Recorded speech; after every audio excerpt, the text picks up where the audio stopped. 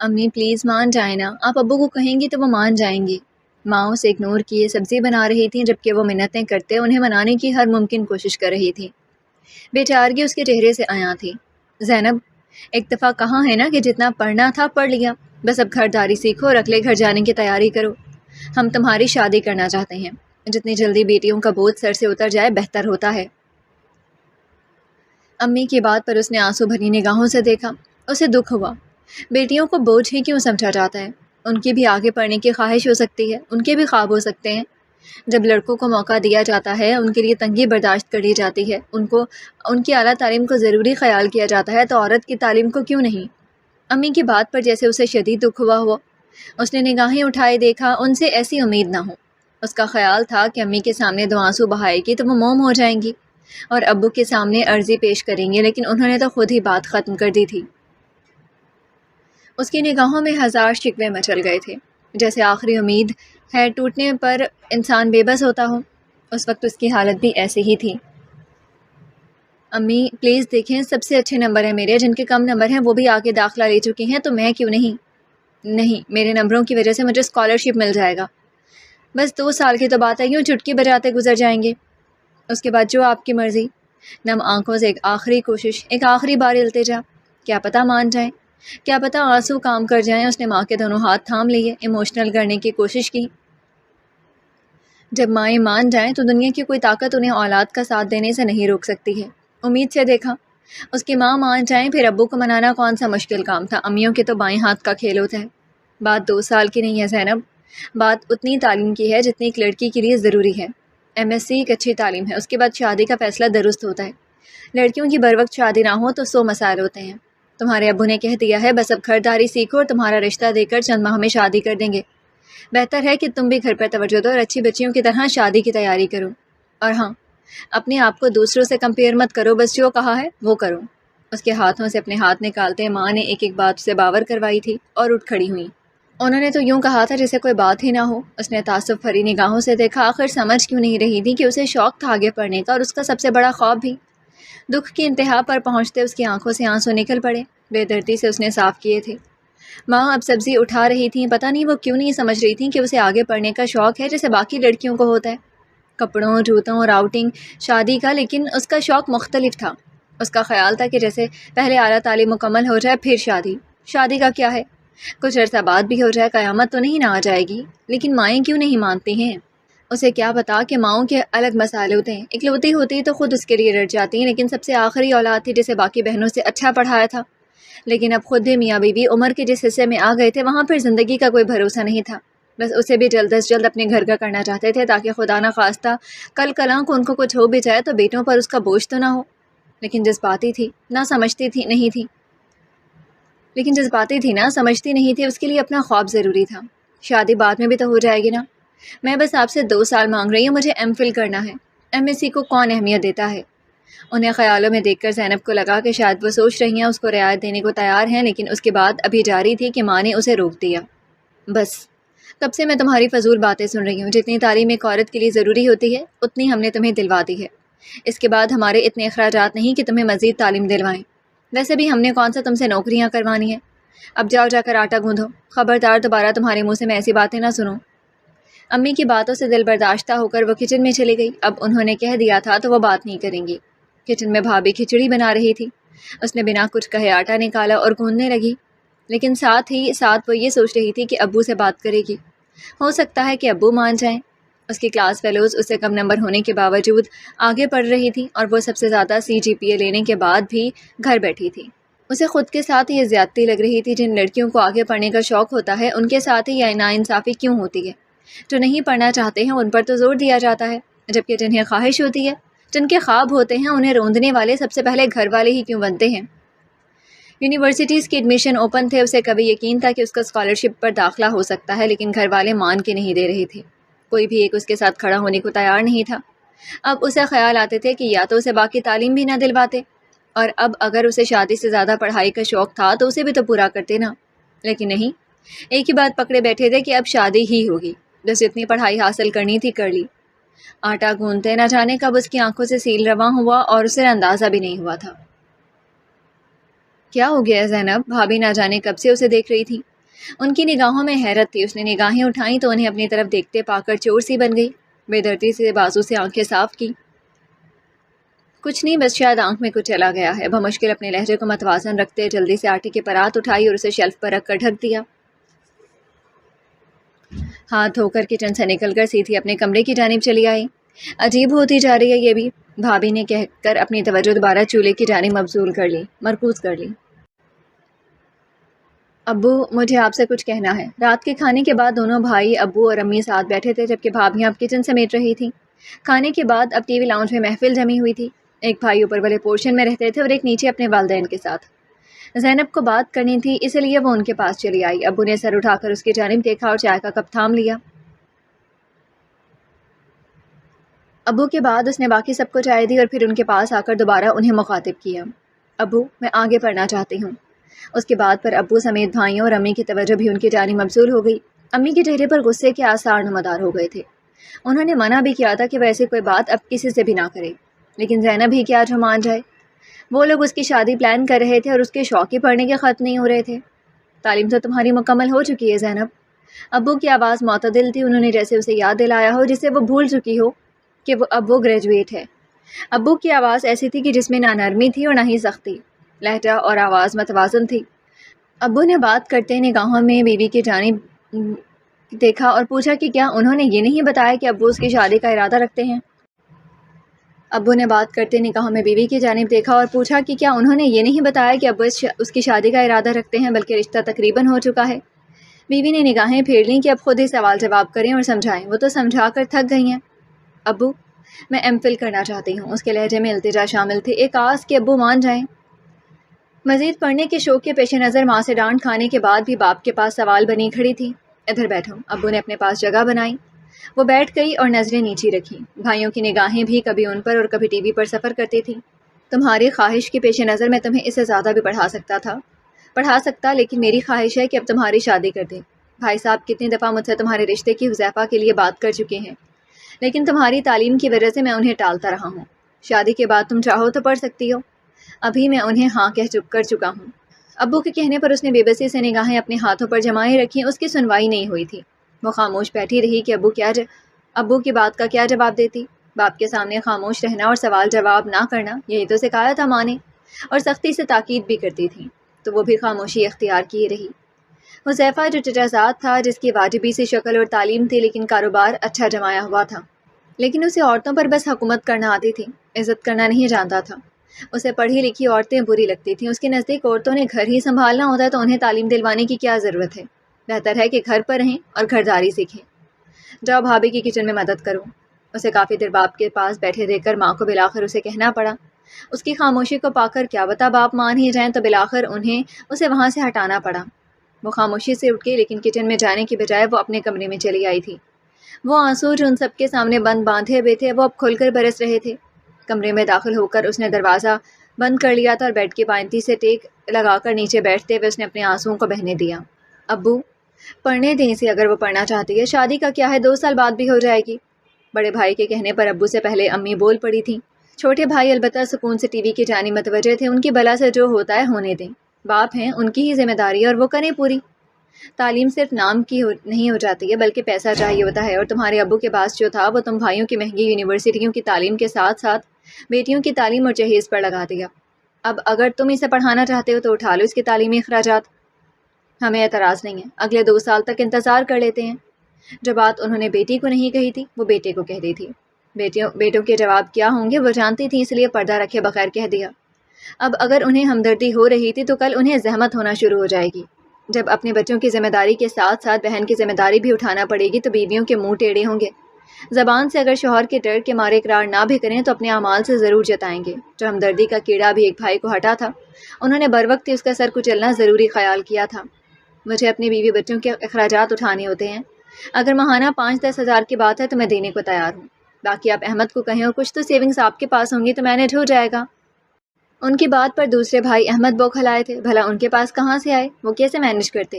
ان کے اپنی بیوی بچے تھے، بیوی بچوں کے ساتھ اتنے اخراجات سرکاری نوکری میں کہاں سے پورے کریں؟ کمال کرتے ہو یار، مجھے خود بچوں اور بیوی کی ذمہ داری اٹھانا ہوتی ہے، میں کیسے مینیج کر سکتا ہوں؟ سرکاری تنخواہ میں اپنا گزارا مشکل ہوتا ہے۔ ابو ٹھیک کہہ رہے ہیں، اس کی شادی ہو جانی چاہیے اب۔ میں ذرا ایک فون کال سن لوں۔ انہوں نے بات مکمل کی اور اٹھ کر چلے گئے۔ صاف اشارہ بھی تھا کہ وہ اس ذمہ داری کو اٹھانے کے حق میں نہیں ہے۔ بھائی کی بات پر ابو نے ابرو اچکایا کہ دیکھو اٹھا سکتے ہو۔ وہ کسی آ کر رہ گئے۔ وہ باپ ہی ہوتا ہے جو 10 اولادوں کی ذمہ داری اٹھا لیتے ہیں، کسی اور کے لیے وہ بوجھ ہی ہوتے ہیں۔ اس لیے کہہ رہا ہوں میری زندگی میں اس کی شادی ہو جائے تو سکون سے مر سکوں گا۔ حذیفہ سے کہوں گا کہ اسے آگے پڑھنے دے۔ ابو کی بات پر وہ بس سر ہلا کر رہ گئے۔ امی نے ایک تعصب بھری نگاہ زینب کے کمرے کی جانب ڈالی تھی۔ انہیں بھی تکلیف تھی کہ وہ اس کی مزید پڑھنے کی خواہش کو پورا نہیں کر سکتی ہیں، جبکہ خود ان کی اور شوہر کی پینشن سے صرف ان کی دوائیوں کا خرچہ ہی بمشکل پورا ہوتا تھا۔ شوہر دل کے مریض تھے، خود وہ شوگر کی مریضہ تھی، کہاں تک اولاد پر بوجھ ڈالتی۔ دونوں بیٹوں کی سرکاری نوکریاں تھیں جس میں ان کی اپنی اولاد کا ہی گزارا مشکل سے ہوتا تھا۔ بڑے بیٹے کے 4 بچے تھے، 2 بیٹے اور 2 بیٹیاں۔ چھوٹے بیٹے کے 2 بچے، 1 بیٹا اور 1 بیٹی، جبکہ ان کی اپنی بڑی 3 بیٹیاں تھیں جن کی شادی ہو چکی تھی اور اب صرف زینب ہی رہتی تھی۔ انہیں تکلیف تھی کہ وہ اس کی خواہش پوری نہیں کر پا رہے ہیں، لیکن کیا کرتے، مجبوری تھی۔ اپنی زندگی میں اسے اپنے گھر کا کر دینا چاہتے تھے، یہ جانے بغیر کہ ان کا یہ فیصلہ اس کی زندگی پر کیا اثر ڈالتا ہے۔ وہ اسے اپنا گھر دینا چاہتے تھے، مگر یہ جانے بغیر کہ وہ اس کا خواب چھین رہے ہیں۔ بھلا خواب چھیننے کا زخم بھی کبھی بھرا ہے؟ وہ حذیفہ ہی ہے نا؟ بھابھی اسے زبردستی اپنے ساتھ شاپنگ کے لیے کھینچ لائی تھی۔ جب سے ابو نے شادی کی بات کی تھی وہ گمسم سی ہو گئی تھی۔ اس کا شاپنگ کے معاملے میں اچھا ٹیسٹ تھا۔ اسامہ کے اسکول میں فنکشن تھا تو اسے کپڑے چاہیے تھے۔ عدن بھی وہیں جا رہا تھا تو بڑی بھابھی نے کہا عدن کے بھی لیتے آئیے گا۔ عدن بڑی بھابھی کا بیٹا تھا اور اسامہ چھوٹی بھابھی کا۔ وہ ان کے ساتھ آ گئی اور شاپنگ کے بعد وہ لوگ کھانے کے لیے ریسٹورانٹ آئے تو حذیفہ کو ایک لڑکی کے ساتھ بیٹھے دیکھا۔ بھابھی نے اس کی جانب توجہ مبذول کروائی تھی۔ زینب نے ایک نگاہ ڈالی اور گردن واپس موڑ لی۔ حذیفہ نے اس لڑکی کا ہاتھ پکڑا ہوا تھا، اس کی آنکھوں میں آنکھیں ڈالے وہ کوئی بات کر رہا تھا جسے وہ لڑکی کھلکھلا کر سن رہی تھی۔ نگاہیں محظوظ تھیں، وہ لوگ جیسے برسوں سے ایک دوسرے کو جانتے تھے۔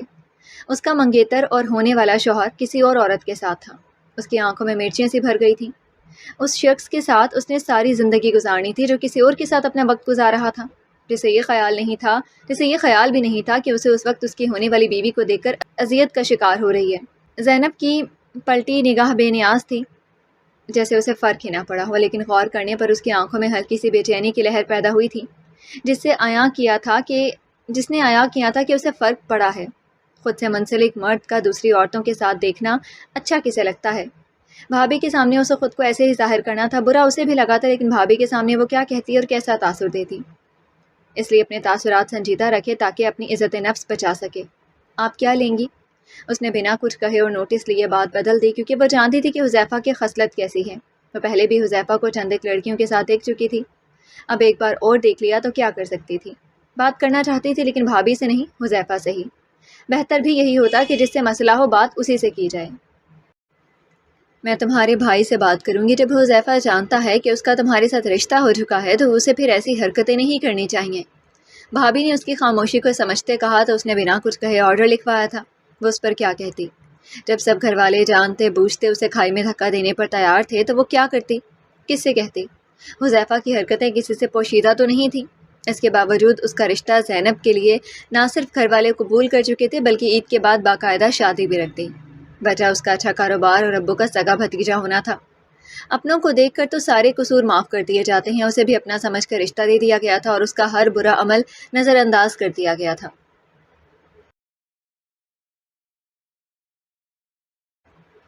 شاپنگ سے واپسی پر وہ سوچتی آئی تھی کہ ہمارے ہاں کے مرد تو عورت کو بتاتے ہیں کہ کیا ان کے لیے صحیح اور کیا غلط ہے، لیکن کیا وہ عورت کو حق دیتے ہیں کہ وہ انہیں بتائیں ان کے لیے درست کیا ہے اور غلط کیا؟ وہ اسے اتنا حق کیوں نہیں دیتے کہ وہ بھی بحیثیت منگیتر، بیوی، بہن یا بیٹی انہیں بتائے ان کا غیر عورتوں کو گھور گھور کر دیکھنا، ان سے چیٹنگ کرنا، فون کالز کرنا غلط ہے، انہیں ڈیٹ کرنا غلط ہے، بالکل ویسے ہی غلط ہے جیسے ایک عورت اگر مرد کے ساتھ وابستہ ہوتے ہوئے کرتی ہے۔ ہمارے مردوں کو کون بتائے گا؟ ان کے یہ اعمال عورتوں کو شرمندہ کرتے ہیں، ان کے دل میں عزت ختم کر دیتے ہیں۔ اسے تکلیف ہو رہی تھی کہ ایک مرد جس سے وہ وابستہ تھی وہ کسی اور عورت کے ساتھ ڈیٹ کر رہا تھا۔ برا اسے پہلے بھی لگتا تھا، لیکن اب لگنے کا لیول اور تھا۔ اس کا بھی حق تھا جس مرد سے وہ وابستہ ہو وہ بھی پارسا ہو، اس کا کردار بھی اعلیٰ ہو۔ جب وہ کسی مرد کے ساتھ تعلق نہیں رکھتی تو اس کے مرد کو بھی ایسا ہی ہونا چاہیے۔ یہی سوچ اس عمر میں سبھی کو ہوتی ہے نا۔ جیسے ہر مرد یہ چاہتا ہے کہ اس کی عورت پارسا ہو تو عورت بھی چاہتی ہے، یہ کیوں نہیں مرد سوچتے ہیں؟ بھابھی نے کہا تھا بات کریں گی، کیا بات کریں گی اور کس سے؟ جنہوں نے حذیفہ کا کاروبار اور اپنا دیکھ کر اس کا رشتہ کر دیا، جبکہ اس کی تعلیم بھی اتنی نہیں تھی، صرف واجبی سی تعلیم تھی، FA پاس تھا، شکل بھی واجبی سی تھی۔ چلو شکل و صورت میں تو اس کا اختیار نہیں تھا، وہ اگر اسے اچھی دی تھی تو اللہ کی مہربانی اور کرم تھا، اور اگر حذیفہ کی شکل اچھی نہیں تھی تو اختیار اس کا بھی نہیں تھا، لیکن کردار کیسا رکھنا ہے یہ تو انسان کے اپنے اختیارات ہوتے ہیں نا۔ تعلیم کو حذیفہ کا شوق نہیں تھا، اور اسی کے پیش نظر FA کے بعد اس نے ضرورت محسوس نہیں کی تھی، البتہ کاروبار وہ اچھا چلا رہا تھا۔ واپسی کے سفر پر وہ ارد گرد کے مناظر پر نظریں ڈالتے سوچتی جا رہی تھی کہ کتنا تکلیف دہ ہوتا ہے نا بعض دفعہ کسی کا ساتھ، کسی سے منسلک ہونا، کسی کے ساتھ سفر کی تھکان پہلے ہی طاری ہو جاتی ہے، یہ جانتے ہوئے بھی کہ وہ کیسا ہے اور آپ کے حق میں کیسا ہوگا، آپ کے سفر کو کس حد تک پہنچائے گا۔ آپ کو زینب کے رشتے پر ایک بار پھر سوچ لینا چاہیے۔ حذیفہ کا رشتہ ہو چکا ہے زینب سے، لیکن وہ غیر لڑکیوں کو ڈیٹ کر رہا ہے، یہ سراسر غلط ہے۔ زینب کسی کام سے بھائی کے کمرے کی جانب آئی تھی، جب بھابھی کو بات کرتے پایا تو وہ رک گئی، اسے اس وقت اندر جانا مناسب نہیں لگا تھا، وہ واپس پلٹی کہ بھائی کا جواب سننے کو رک گئی، اسے تجسس ہوا تھا، بھلے یہ عمل غلط تھا لیکن وہ بھائی کا جواب سننا چاہتی تھی، یہ کوئی اتنی بڑی بات تو نہیں ہے، یوں بھی شادی کے بعد ٹھیک ہو جائے گا۔ ان کے جواب پر ایک تلخ مسکراہٹ زینب کے ہونٹوں پر آئی تھی، جو شادی سے پہلے رشتہ ہونے پر بھی وہی روش اختیار کیے ہوئے تھا، وہ شادی کے بعد کیا کرے گا؟ یہ بھلا کون سے الجبرا کا سوال تھا جس کا جواب مشکل تھا؟ سامنے کی بات تھی جس کی خصلت وہ اچھے سے جانتی تھی، وہ بھلا کیسے بہتر ہوگا؟ کیا مطلب ہے اس بات کا؟ اگر وہ شادی سے قبل ایسے کر رہا ہے تو کیا گارنٹی ہے شادی کے بعد ایسا نہیں کرے گا؟ بھابھی کے جواباً سوال پر بھائی نے کتاب سے نظریں اٹھا کر انہیں دیکھا تھا، بیوی انہیں غصے اور افسوس سے گھور رہی تھی، عورت ہونے کی وجہ سے ویسے سوال کر رہی تھی، وہ سمجھ گئے تھے، لیکن بات عورت ہونے کی نہیں تھی، بات یہ تھی کہ حذیفہ کا عمل غلط ہے، عمل غلط تھا، جو غلط تھا وہ غلط ہے اور غلط رہے گا، یہ بات مردوں کو کون سمجھائے؟ عورتوں کو دوسرے مرد سے چیٹ کرنا اور تعلق بنانا اور ان کے ساتھ سیر سپاٹے کرنا غلط تھا، تو مردوں کا درست کہاں سے ہوا؟ غلط دونوں کے لیے تھا، اب کوئی سمجھے یا نہ سمجھے، لیکن گناہ کا عمل کرنے پر گناہ دونوں کو برابر ملے گا، یہ نہیں کہ عورت ہے تو زیادہ سزا کی حقدار ہے اور مرد کے تو مرد ہونے کی وجہ سے کم حقدار ہے۔ شادی سے قبل مرد ایسے کرتے رہتے ہیں، وہ ٹھیک ہو جائے گا، شادی ہو لینے تو ہم بات کریں گے۔ بھائی کے لاپرواہی سے جواب پر زینب تلخی سے ایک نظر دروازے پر بھیجتی وہاں سے ہٹ گئی، جبکہ بھابھی کو ان کے جواب پر بہت غصہ آیا تھا، ان کا بلند فشار خون ہوا تھا، ایک مرد ہو کر کیسی بات کر رہے تھے، کیونکہ ان کے لیے یہ نارمل تھا، تف تھا ان پر، بہت مایوس کیا تھا ان کے رویے نے، تف ہے آپ پر، آپ تو سیدھا سیدھا کہہ رہے ہیں کہ یہ مرد کی ادا ہے، ایسا نہیں کرے گا تو وہ مرد ہی نہیں کہلائے گا، بہت افسوس ہوا ہے مجھے آپ کی بات پر، آپ کی سوچ نے مجھے مایوس کیا ہے، بھابھی کہہ کر وہاں سے ہٹ گئی تھیں، جبکہ وہ انہیں پیچھے سے آواز دے رہے تھے، بنا سنے وہ وہاں سے چلی گئی تھیں، اپنے طور پر انہوں نے کوشش کر لی تھی، لیکن یہ مردوں کے معاشرے میں بات کون سنے، اور یہاں تک آنے جب ان کے خود کو مرد کہہ کر بریزمہ کرنے کا حق موجود ہو۔ میں نے ایسا کچھ نہیں کہا یار، ان کی بات پر بھابھی انسنا کرتے نکل گئیں، ایسا نہیں کہا لیکن مطلب یہی تھا، اور مردوں کو اس بات سے فرق نہیں پڑتا کہ اگر وہ باحیا بیوی چاہتے ہیں تو عورت کا بھی حق ہے کہ اسے باحیا مرد ملے، یہ سوچتے انہیں دکھ ہوا تھا شوہر کی بات پر، بہن کا خیال کرنا چاہیے تھا، اس سے بات کرتے کہ وہ مزید ایسا کچھ نہیں کرے گا، جبکہ وہ سیدھا سیدھا یہ کہہ کر بری ذمہ ہو گئے تھے کہ شادی سے قبل مرد یہ کرتا رہتا ہے۔ امی مجھے آپ سے بات کرنی ہے، زینب کی بات پر کپڑے تہہ کرتے ماں نے نگاہ موڑ کر اسے دیکھا اور بات کرنے کی اجازت دی، ساتھ ساتھ وہ کپڑے الگ الگ کرتی رہی تھی، شادی کی تیاری کے لیے گھر میں موجود کپڑے بھی دیکھ رہی تھی جو اس کے جہیز کے لیے کام آ جائیں۔ میری طرف دیکھیں، اس نے کپڑے ان کے ہاتھ سے تھام کر الگ رکھ دیے، ان کی مکمل توجہ حاصل کرنی چاہیے۔ ماں نے نگاہیں اٹھا کر اسے دیکھا اور مکمل توجہ اسے دی، باہر سے بچوں کا شور آ رہا تھا، اس نے اٹھ کر دروازہ بند کر دیا۔ کہو، سن رہی ہوں، اب دوبارہ پڑھائی کی بات نہ لے کر بیٹھ جانا، انہوں نے اسے وارننگ بھی دی کہ پھر وہی موضوع کر کے نہ لے کر نہ بیٹھ جائے ورنہ وہ نہیں سنیں گی، وہ بات نہیں ہے، اس نے آہستگی سے کہا۔ ماں نے کام چھوڑ کر اس کی جانب دیکھا، اس کا چہرہ ستا ہوا تھا، سفید رنگ کے ساتھ درمیانے سے نقوش، بھوری آنکھیں اسے خوبصورت بناتی تھیں، انہوں نے دل ہی دل میں ماشاءاللہ کہا، اس نے ہنوز ان کے ہاتھ تھام رکھے تھے، نظریں نیچی کیے، ہاتھوں پر جمائے وہ لفظوں کے توڑ جوڑ کر رہی تھی، امی حذیفہ شاید اس شادی سے خوش نہیں ہے، بالآخر اس نے کہہ دیا۔ ماں نے خاموشی اور توجہ سے بات سنی، پریشانی کی ایک لہر ان کی آنکھوں میں آئی تھی، لیکن انہوں نے خود کو سنبھالے رکھا تھا، ماتھے کے بلوں کو فوراً ٹھیک کیا تھا۔ کیا اس نے تم سے ایسا کچھ کہا ہے؟ امی کے سوال پر اس نے نفی میں سر ہلایا اور ان کی جانب سر اٹھا کر نظریں جمائے دیکھا، وہ پوری کی پوری اس کی جانب مڑی، پھر جواباً سوال کیا تھا، نگاہوں میں تشویش تھی۔ آج میں نے اور بھابھی نے اسے ریسٹورانٹ میں کسی لڑکی کے ساتھ دیکھا تھا۔ وہ لوگ کافی فرینک تھے۔ اس سے پہلے بھی میں نے انہیں 2-3 بار اور لڑکیوں کے ساتھ دیکھا ہے۔ اس کی بات ماں نے تحمل سے سنی تھی، پھر اس کا ہاتھ نرمی سے دبایا تھا۔ تو اس بات کا تعلق اس بات سے کیسے ہے کہ وہ اس رشتے سے خوش نہیں ہیں؟ ان کی بات پر زینب کے چہرے پر جھنجھلاہٹ سے پیدا ہوئی۔ امی بات سمجھ نہیں رہی تھی یا سمجھنا نہیں چاہتی تھی، سن کر بھی انسنی کر رہی تھی۔ تو پھر وہ لڑکیوں کو کیوں لے کر گھومتا ہے؟ 2 سال بڑا تھا۔ اس کی بات پر امی نے اس کے ہاتھ چھوڑے اور دوبارہ کپڑے رکھنے شروع کر دیے۔ وہ انہیں دیکھ کر رہ گئی۔ ماں ہو کر کیوں سمجھ نہیں رہی تھی؟ عورت ہو کر ہی سمجھ جاتی۔ مرد کی ایسی حرکتیں تکلیف دیتی ہیں۔ اس نے خود تمہارا رشتہ لیا ہے بھائی جان اور بھابھی جان سے بار بار کہلوا کر۔ اس دن تمہاری چچی نے بتایا تھا اور ہم لوگ بھی جانتے ہیں کہ اس کی مرضی سے ہی یہ رشتہ جڑا ہے۔ تمہاری تعلیم کے چکر میں بار بار تمہارے باپ سے خود بھی کہہ چکا ہے اور ماں باپ سے بھی کہلوایا ہے۔ سو تم یہ وہم مت پالو کہ رشتے میں اس کی مرضی شامل نہیں ہے۔ امی کی بات پر اس کی تسلی نہیں ہو سکی تھی، کیونکہ دوسری بات ابھی بھی وہی تھی۔ اگر رشتہ اس کی مرضی کا تھا تو پھر ان تعلقات کی کیا نوعیت تھی؟ لڑکیوں والی بات پھر وہی ہے امی جان۔ اس کی بات پر ان کے ہاتھ تھمے تھے۔ نگاہ ایک لمحے کو ساکت ہوئی، پھر گردن موڑ کر اسے دیکھا جس کے نگاہ میں پریشانی ہلکورے لے رہی تھی۔ چہرے کا رنگ بھی اس پریشانی نے بدل دیا تھا۔ نئے بنتے تعلق کے شروع میں ہی بے یقینی تھی تو وہ کیسے اعتبار کرتی، کیسے خواب دیکھتی؟ انہوں نے ایک ہی نظر میں سب بھانپ لیا تھا۔ شادی کے بعد بدل جائے گا، پھر نہیں لے کر گھومے گا۔ شادی سے قبل لڑکے کرتے رہتے ہیں، یہ کوئی اتنی بڑی بات نہیں ہے زینب۔ ان کے پریشان نہ ہونے اور نرمی سے بہلانے پر ایک زہر خند مسکراہٹ زینب کے لبوں پر آ گئی۔ وہی بات کہی تھی جو بھائی نے کہی۔ کیسی سوچ تھی؟ اسے حیرت سے زیادہ تکلیف ہوئی۔ اس کی سگی ماں ہو کر اسے خاموشی سے قبول کرنے کا درس دے رہی تھی۔ اس نے بے یقینی سے دیکھا۔ امی کیا کہہ رہی ہیں؟ اگر شادی کے بعد بھی نہ بدلا؟ سوالیہ نشان تھا۔ اس نے کہا تو ماں نے پھر اپنا کام شروع کر دیا۔ ان کی نزدیک کی جذباتی باتیں تھیں۔ عمر کے حساب سے لڑکیاں ایسا سوچتی ہیں، لیکن آہستہ آہستہ قبول کر لیتی ہیں۔ وہ تعصب سے دیکھتی رہی۔ بدل جائے گا، لڑکے بدل جاتے ہیں۔ جب ان کو توجہ ملتی ہے، پیار ملتا ہے، گھر بار بن جاتا ہے تو سب بدل جاتے ہیں۔ دیکھنا تم خود اعتراف کرو گی۔ امی اسے وہ خواب دکھا رہی تھی جن کا اسے ممکن ہونا لگ ہی نہیں رہا تھا۔ امی کی بات پر وہ اٹھ کھڑی ہوئی۔ اپنا کام کرتے انہوں نے بات مکمل کی تھی۔ زینب کو ان کی بات کا یقین نہیں آیا تھا۔ نہیں بدلتے امی جان، جنہیں یہ لت لگ جاتی ہے وہ نہیں بدلتے۔ اور حذیفہ کی خصلت کیسی ہے آپ سب جانتے بوجھتے مجھے کھائی میں دھکا دے رہے ہیں۔ مجھے ایسے رزق کا کیا کرنا ہے جب وہ کردار کا ہی ہلکا ہے؟ پہلے میں نے دیکھا تھا اسے لڑکیوں کے ساتھ، آج بھابھی نے بھی دیکھا ہے، کل ساری دنیا بھی دیکھ لے تو آپ لوگ یہی کہیے گا کہ مرد ایسا کرتا رہتا ہے۔ کوئی بیٹوں کو ایسا کرنے سے نہیں روکے گا کہ مرد کی یہ ادا ہوتی ہے۔ شادی سے قبل ایسا کرنا ان کا حق ہے، لیکن آپ لوگ یہ مت کہیے گا کہ یہ غلط ہے۔ مرد کا کردار بھی اتنا ہی اہم ہوتا ہے جتنا ایک عورت کا۔ مجھے دکھ ہے کہ ابو نے اپنے بھائی رکھنے کے لیے میرا رشتہ ان کو دے دیا ہے، سب کچھ جانتے بوجھتے۔ مجھے ساری زندگی یہ کلک رہے گا کہ آپ نے میرے ساتھ زیادتی کی ہے۔ اس کی آنکھیں نم ہو چکی تھیں اور آخر میں لہجہ بھی گیا تھا۔ اپنی بات مکمل کر چکنے کے بعد وہ وہاں رکی نہیں تھی۔ 2 قدم چلی ہی تھی کہ بھائی کو دیکھ کر ایک لمحے کو رکی اور پھر وہاں سے بھی نکل گئی۔ اس نے بھی آج لگی لپٹی رکھے بغیر ساری باتیں کہہ دی تھی۔ اس کی زندگی کا سوال تھا، کل کو ساری عمر اسے ہی برداشت کرنا پڑنا تھا۔ ماں کتنی ہی دیر اس کی باتوں کو سمجھنے کی کوشش کرتی رہی تھی۔ اس کی باتیں انہیں تکلیف دے رہی تھی۔ باتیں تو سچ پر مبنی ہی ہیں نا؟ باتیں تھیں تو سچ پر مبنی ہی نا، لیکن کیا کرتی؟ شوہر رشتہ کر چکے تھے، مرضی سے تو انہوں نے بھی ہاں کی تھی، اب کیا کرتی؟ کیا کہہ رہی تھی زینب؟ بڑے بھائی کی بات پر ماں نے نگاہیں اٹھائے اسے دیکھا۔ ان کی آنکھوں میں بھی کئی سوال تھے۔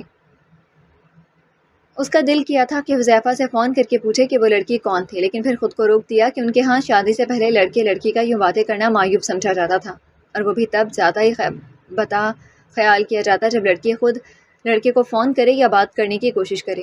اور اوپر سے جب اماں نے بھائی کو بتا دیا تھا کہ زینب کی کیا انسیکیورٹیز ہیں، اس کے بعد انہوں نے بھی بات کرنے کا کہا تھا۔ پریشانی کی بات ان کے لیے بھی تھی، لیکن شادی طے ہو چکی تھی۔ چند دن میں اس کا نکاح اور رخصتی تھی، لہٰذا کسی نے بھی شادی سے قبل ہونے والے بہنوئی سے اس موضوع پر بات کرنا درست خیال نہیں کیا تھا، اور نہ ہی باپ تک یہ بات پہنچنے تھی۔ ساتھ ہی چھوٹی بھابھی کچھ دن تو شوہر سے ناراض رہی تھی کہ انہیں ایسا نہیں کہنا چاہیے تھا، لیکن انہوں نے معذرت کر کے منا لیا تھا۔ اب کتنی دیر پریشانی کا شکار رہتی؟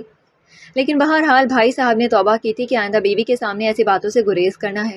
اماں نے زینب کو سمجھایا بجھایا تھا کہ جب شادی ہوگی تب ان باتوں کو سیریس لیتے ہیں، پہلے کہنا اور کرنا عجیب لگتا ہے۔ وہی ٹپیکل باتیں تھیں، لیکن زینب کا دل مزید کھٹا ہو گیا تھا۔ وہ خاموشی سے سنتی رہی تھی اور پھر وہاں سے اٹھ آئی۔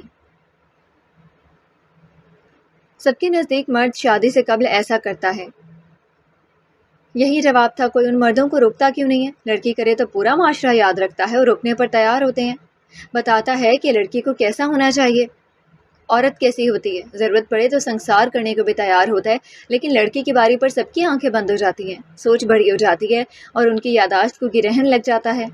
تعصب ہو رہا تھا اسے ان کی سوچ پر، کیسے ان کے لیے یہ معمولی سی بات ہو سکتی تھی؟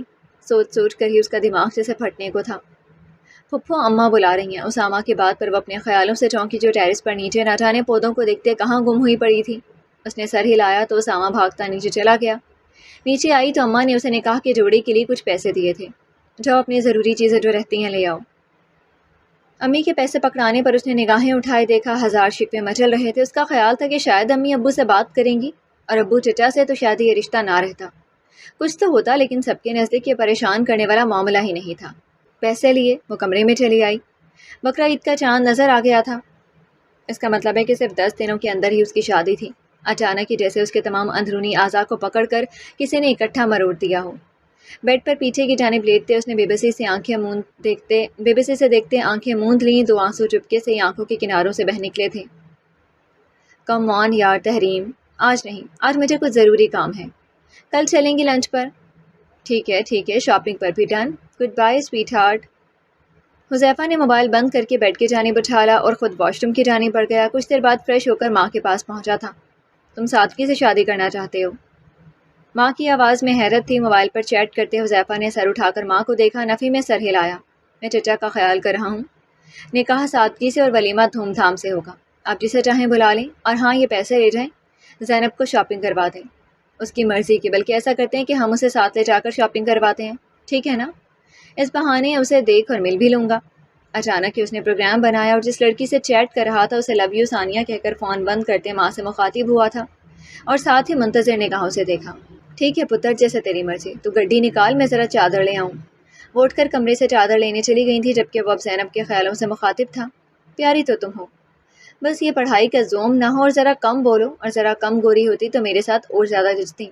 اس کے اپنے آپ سے بڑبڑاہٹ جاری تھی جب والدہ واپس آئیں اور اسے اپنے ساتھ لیے گھر سے نکلی تھی۔ تم مصروف ہوتی ہو یا جان بوجھ کر میرا فون نہیں اٹھاتی؟ گاڑی میں بیٹھتے ہی حذیفہ کی والدہ تو اپنے اذکار میں مصروف ہو گئی تھی، جبکہ حذیفہ نے زینب کو کال ملائی تھی۔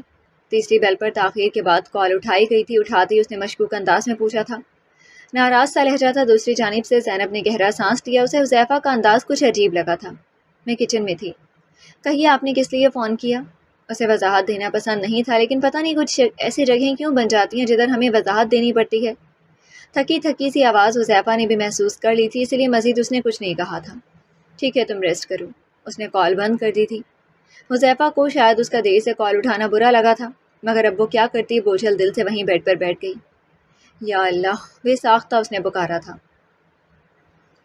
اب جو ہونا تھا ہو گیا۔ شاید جیسے سب کہہ رہے ہیں کہ شادی کے بعد مرد بدل جاتے ہیں، تو ہو سکتا ہے ایسا ہی ہو۔ اچھا سوچو اور اپنی زندگی کی اچھی شروعات کرو۔ یوں پریشان رہو گی تو خیالات بھی برے آئیں گے۔ بہتر یہی ہے کہ جب کوئی بھی مان نہیں رہا تو تم بھی دل قبول کر لو۔ جب دوسروں کے نزدیک بس یہ جذباتی پن ہے تو قبول کر لو۔ ہو سکتا ہے وہ سب سچ کہہ رہی ہوں کہ بعد میں ٹھیک ہو جائے، ہو سکتا ہے۔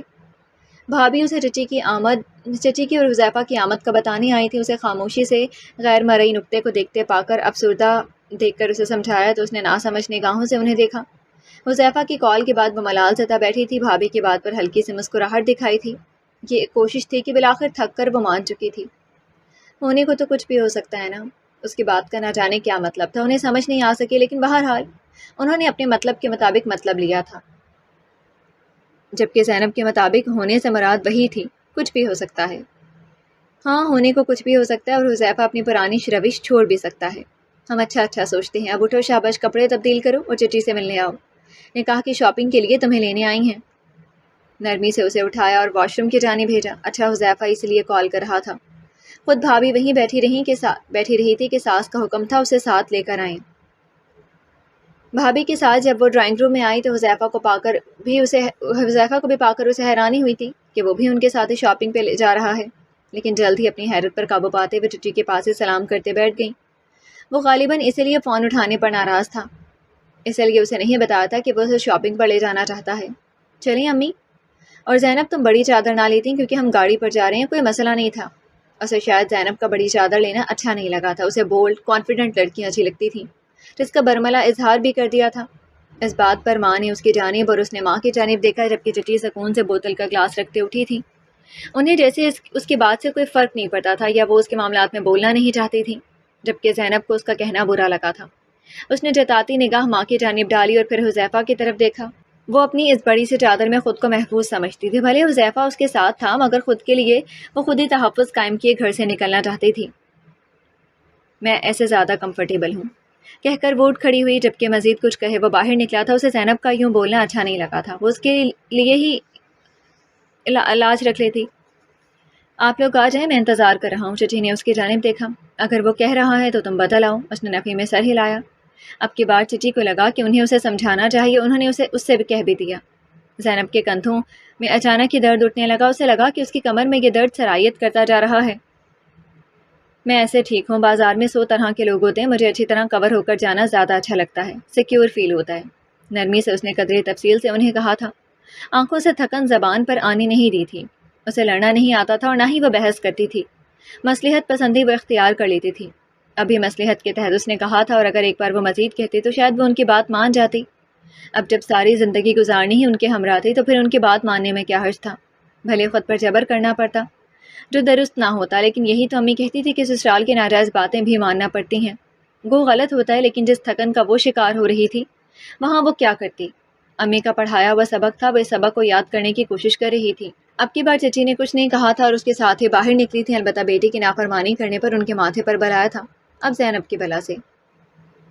بازار میں ہر چیز جو زینب کو پسند آتی اس کے الٹ ہی حذیفہ لینے پر اصرار کرتا تھا، اوپر سے چچی بھی اصرار کرتی اور شوہروں کے حقوق پر وہ لمبا لیکچر دینے پر شروع ہو جاتی کہ کچھ جوڑے تو وہ ان کی مرضی سے لے چکی تھی، لیکن پھر بھی تحمل کا دامن زینب نے ہاتھ سے نہیں چھوڑا تھا۔ بعض چیزوں پر وہ خاموش ہو جاتی اور بعض چیزوں پر وہ بھی اڑ جاتی۔ اب زندگی ان کے ساتھ گزارنی تھی تو اس کا مطلب یہ تو نہیں تھا نا کہ اس کی اپنی خواہش، اپنی پسند ناپسند نہیں تھی۔ اپنی پسند کی چیزوں پر چچی کا منہ بند ہو جاتا، البتہ کچھ جگہوں پر حذیفہ خاموشی اختیار کر لیتا جو کہ ماں کو ناگوار گزرتا۔ میں تو صرف اس لیے کہہ رہی تھی کہ تم پر یہ اچھا نہیں لگے گا اور وہ زیادہ اچھا لگتا ہے۔ اس طرح کی کئی باتیں چچی نے کی تھی، شاید انہیں بھی بیٹے کی طرح کمپلیکس تھا شکل اور رنگت کا، جس کی بنا پر وہ چاہتی تھی کہ جو سوٹ وہ پسند کریں زینب اس پر آنکھیں بند کر کے ہاں کہہ دے، جس جوتے کو وہ سلیکٹ کریں اس پر اعتراض کا جواز ہی نہ پیدا ہو۔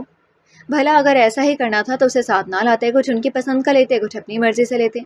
بالآخر اس نے جان چھڑائی تھی، صحیح معنوں میں ایسا ہی ہوا تھا۔ وہ مشکل اس کی شاپنگ مکمل ہوئی تھی اور وہ واپس آئی تو اس نے سوچا کہ اس کی زندگی ان دونوں ماں بیٹے کی موجودگی میں آسان نہیں ہوگی۔ شادی کی تاریخ طے ہو چکی تھی تو تیاریاں بس اختتام پذیر ہو رہی تھیں۔ اتفاق سے دونوں جانب اولاد بھی آخری تھی، جس کے پیش نظر تیاری بھی خوب ہو رہی تھی۔ آخری بیٹی تھی تو اس حساب سے وہ اچھی شادی کرنا چاہتے تھے۔ شادی کے حوالے سے جو زینب کے خواب تھے ہر ممکن طریقے سے اسے پورا کرنے کی کوشش کر رہے تھے۔ آج بھی امی بھابھیوں کے ساتھ بازار گئی ہوئی تھی، زینب کو بھی ساتھ چلنے کا کہا تو اس نے اپنی ضرورت کے مطابق چیزیں بتا دیں اور ساتھ جانے سے انکار کر دیا۔ بازار جا کر وہ تھک جاتی تھی، اس لیے امی کو بتایا تھا تو انہوں نے زیادہ اصرار نہیں کیا۔ یوں بھی بس اسی ہفتے کے اختتام پر شادی تھی تو اب وہ اسے زیادہ باہر بھی نہیں جانے دیتی تھی، لہٰذا وہ سکون سے گھر میں رہ گئی۔ وہ اس وقت ٹی وی دیکھ رہی تھی جب ابو گھر آئے تھے۔ آج کل ایک اکیڈمی میں بچوں کو اردو سبجیکٹ پڑھا رہے تھے۔ ریٹائرمنٹ کے بعد انہوں نے کچھ عرصہ فارغ رہ کر گزارا تھا۔ جب رنگ آ گئے تو اکیڈمی جوائن کر کے اسکول میں ہیڈ ماسٹر کی پوسٹ سے ریٹائر ہوئے تھے اور اب پھر دوبارہ خود کی مصروفیات کے لیے اکیڈمی میں پڑھانا شروع کر دیا تھا۔ خود کو مصروف رکھنے کا بہانہ تھا، اصل میں وہ بیٹوں پر اپنا اور بیوی بیٹی کا بوجھ نہیں ڈالنا چاہتے تھے۔ آج جب جلدی آئے تو زینب حیران ہوئی تھی، عموماً وہ لیٹ آتے تھے۔ ابو پانی؟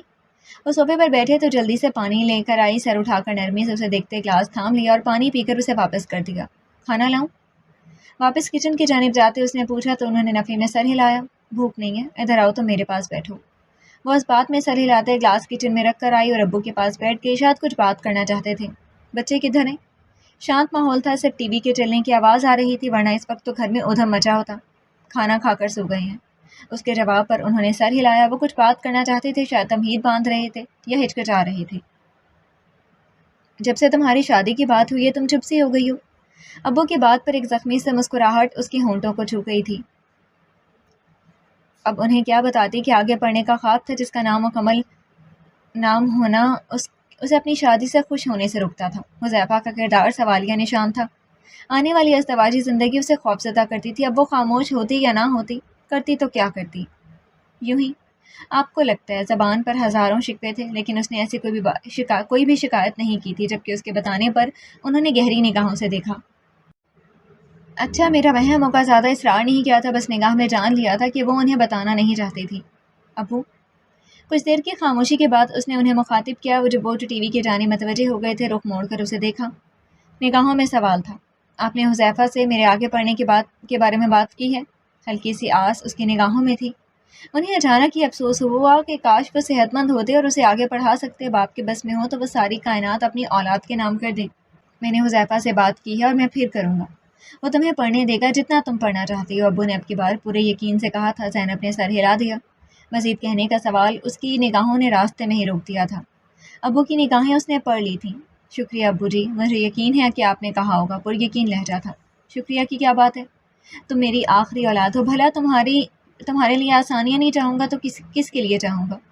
جانتا ہوں تمہارے دل میں شکوے مچل رہی ہوں، لیکن میں صرف اتنا چاہتا ہوں کہ وقت پر تم اپنے گھر کی ہو جاؤ۔ میری زندگی کا کوئی بھروسہ نہیں، مرتے وقت مجھے کلک نہیں ہوگا کہ میں اپنے ہاتھوں سے اپنی آخری اولاد کو نہیں بیاہ سکا، اسے اس کا گھر نہیں دلا سکا۔ بات کے اختتام پر ابو آپ دیدہ ہو گئے تھے۔ زینب نے بے ساختہ ان کے چہرے کی جانب دیکھا تھا اور ان کے ہاتھ تھام کر چومتے اپنی آنکھوں سے لگا لیے۔ ابو کیسی باتیں کر رہے ہیں؟ میری عمر بھی آپ کو لگ جائے، مجھے آپ سے کوئی شکوہ نہیں ہے، بس اللہ آپ کا سایہ سلامت رکھے۔ میں خوش ہوں۔ انہوں نے بنا کچھ کہے اسے اپنے ساتھ لگا لیا۔ اس وقت بس وہ کچھ کہنے کی پوزیشن میں نہیں تھے۔ کافی دیر سے فون بج رہا تھا۔ اس نے جا کر دیکھا تو حذیفہ کا فون تھا۔ کچھ سوچتے کال اٹھا لی۔ شادی میں بس 4 دن باقی تھے، مہمانوں کی آمد جاری تھی، وہ بھی اپنی جہیز کی اختتامی تیاری میں بھی تھی، اور کبھی بچوں کی فرمائش پر کچن میں چلی جاتی۔ ابھی بھی کچن سے آئی تھی کہ بجتے فون کو اٹھایا تھا جس پر ڈھیر ساری کالز آ چکی تھی۔ کہاں تھی؟ تفتیشی لہجہ زینب کو حیرت سے دوچار کر گیا۔ فون اٹھاتی یہ سوال اسے عجیب نہیں لگا، بلکہ وہ مشکوک کر دینے والا لہجہ تھا۔ وہ ہر بار ایسے ہی مخاطب ہوتا تھا۔ کچن میں تھی؟ خیریت؟ اسے لگا کہ شاید کوئی ضروری بات ہوگی جس کی بدولت اتنی زیادہ کالز آئی ہیں۔ آر یو شیور کہ تم کچن میں تھی نا، یا جان بوجھ کر میرا فون نہیں اٹھا رہی تھی؟ حذیفہ کی بات اسے بری لگی تھی، وضاحتیں وہ دینا نہیں چاہتی تھی۔ میں جان بوجھ کر ایسا کیوں کروں گی حذیفہ؟ اس نے ڈائریکٹ وہی سوال پوچھ کر اس نے طنزیہ انداز میں کیا تھا۔ اس لیے کہ تم شاید اس شادی سے خوش نہیں ہو۔ اس کے بعد پر زینب کے ہاتھوں سے فون گرتے گرتے بجا تھا۔ وہ وہیں بیٹھ گئی۔ شادی سے 4 دن کا بھی وہ اسے فون پر جیسے دھمکا رہا ہو، خوفزدہ کر رہا ہو۔ اسے سمجھ نہیں آئی تھی کہ وہ ایسا کیوں کہہ رہا ہے، جبکہ اس کے سامنے اس نے نہ ایسی کوئی بات کی تھی اور نہ ہی اسے کہا تھا۔ آپ سے کس نے کہا کہ میں خوش نہیں ہوں؟ دفاعی انداز اپنایا تھا۔ وہ مشکل ہمت مجتمع کی تھی۔ حذیفہ کی طنزیہ ہنسی ابھری تھی۔ کسی کو بتانے کی کیا ضرورت ہے، سب سامنے کی بات ہے۔ سنجیدگی سے بھرپور آواز نے اسے جیسے پتھر کر ڈالا اور وہ جیسے اس سے بدلہ لینے کا اختیار رکھتا ہو۔ دیکھیں حذیفہ، اگر میری مرضی شامل نہ ہوتی تو کسی صورت آپ سے شادی نہ کرتی، مجھے کوئی روک نہیں سکتا تھا، لہٰذا اپنے دل سے بدگمانیاں نکال دیں کہ ایسی کوئی بات ہے۔ اس نے سنجیدگی سے ایک ایک لفظ پر زور دے اسے کہا تو وہ مسکرا دیا۔ مذاق کر رہا تھا یار، تم بتاؤ کہ تمہیں کیسا فرنیچر پسند ہے، مجھے کل شو روم جانا ہے تو تم بتاؤ۔ وہ بات بدل چکا تھا۔ مزید اس نے ایسی کوئی بات نہیں کی، لیکن زینب کے دل میں خوف پیدا ہو گیا تھا کہ سب محسوس کر رہے ہیں، اس لیے اب وہ محتاط رہے گی۔ نارملی شادی کو قبول کرے گی۔ وہ اکیلا مرد ایسا نہیں تھا، سوسائٹی کے تقریباً سبھی مرد ایسے تھے۔ اب ایک چیز کو بنیاد بنا کر وہ کتنی دیر روتی رہے یا اس چیز کو قبول نہ کرے۔ شادی ہوئی، سادگی سے ہوئی، لیکن ولیمہ دھوم دھام سے ہوا تھا۔ شادی کی اس تقریب میں جیسے پورا شہر مدعو کیا تھا۔ کچھ ایسی رنگ برنگی پتیاں بھی تھیں جو ہر کچھ دیر بعد آ کر زینب کو خوش قسمت کہتی ہیں، اور زینب کو قطعی پوچھنے کی ضرورت محسوس نہیں ہوئی تھی کہ وہ کون ہے۔ خاندان والے سب لوگ زینب کی قسمت پر خوش ہو رہے تھے، تو کئی ایک حسد سے اس جوڑے کو دیکھتے رہے۔ کتنا کاروباری شخص زینب کا نصیب بنا ہے۔ ہر ایک اس جوڑے کو سراہ رہے تھے۔ دونوں کا ایک اچھا جوڑ بن گیا تھا۔ شادی کے فوراً بعد وہ اسے لے کر شمالی علاقہ جات گھومنے چلا گیا۔ یہ جوتا رہنے دو۔ وہ لوگ باہر گھومنے جانے لگے تھے جب حذیفہ کے کہنے پر اس نے اپنے پسندیدہ جوتوں کی جانب دیکھا تھا۔ یہ جوتے اسے بہت پسند تھے۔ کوئی خاص وجہ؟ ایک نظر جوتوں کو دیکھا، پھر سر اٹھا کر اس کی جانب۔ آنکھوں میں سوال تھے جو لپے بھی آ ٹھہرے تھے۔ حذیفہ نے اپنی شال درست کرتے کندھے اٹکائے۔ مجھے پسند نہیں ہے یہ رنگ۔ اپنے جوتوں کے تسمے باندھے اور اٹھتے اسے کہا، جس پر ایک حسرت بھری نگاہ ان چاکلیٹ کلر کے جوتوں کی جانب ڈالی اور ایک نگاہ حذیفہ کی جانب جو منتظر تھا کہ وہ جوتے تبدیل کرے اور وہ لوگ باہر جائیں۔ لیکن مجھے یہ بہت پسند ہے، بے بسی سے جیسے اس نے کہا، اور انہیں پہنے رکھنے پر آمادہ تھی۔ حذیفہ نے سنجیدگی سے سوالیہ ابرو اٹکایا۔ 2 قدم چل کر اس کے پاس آیا۔ جو چیز مجھے نہیں پسند اس کا تمہیں خیال رکھنا چاہیے زینب۔ اب اچھے بچوں کی طرح ان جوتوں کو تبدیل کرو، کیونکہ مجھ سے کچھ بعید نہیں کہ میں ان جوتوں کو اٹھا کر کھڑکی سے نیچے پھینک دوں۔ اس کی سنجیدگی بھری آواز نے اس کے جسم میں سنسنی سے دوڑا دی تھی۔ وہ سنجیدہ تھا اور اس کی عزت سنجیدگی سے نہ جانے کیوں زینب کو خوف آیا۔ شادی کے 2 ہفتوں کا جو ایک ایلیوژن بنا تھا وہ ایک ہی دن سے ٹوٹا تھا۔ اسے احساس ہوا تھا کہ وہ ایک شوہر ہے۔ اپنی پسند منوانے کے لیے شوہر بننا طاقتور ہوتا ہے۔ شوہر کتنا طاقتور ہوتا ہے؟ جوتے اتارتے زینب نے بے اختیار سوچا تھا۔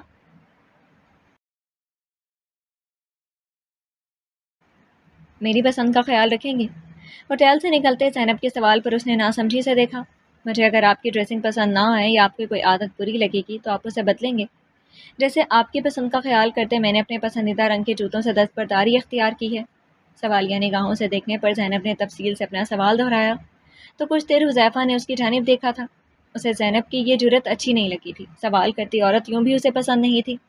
اب تو خیر وہ بیوی کے رتبے پر فائز تھی۔ زینب کے مسلسل سوالیہ نگاہوں سے دیکھنے پر اسے بالآخر جواب دینا پڑا تھا۔ یہ عورتوں کی ذمہ داری ہوتی ہے، مرد کی نہیں۔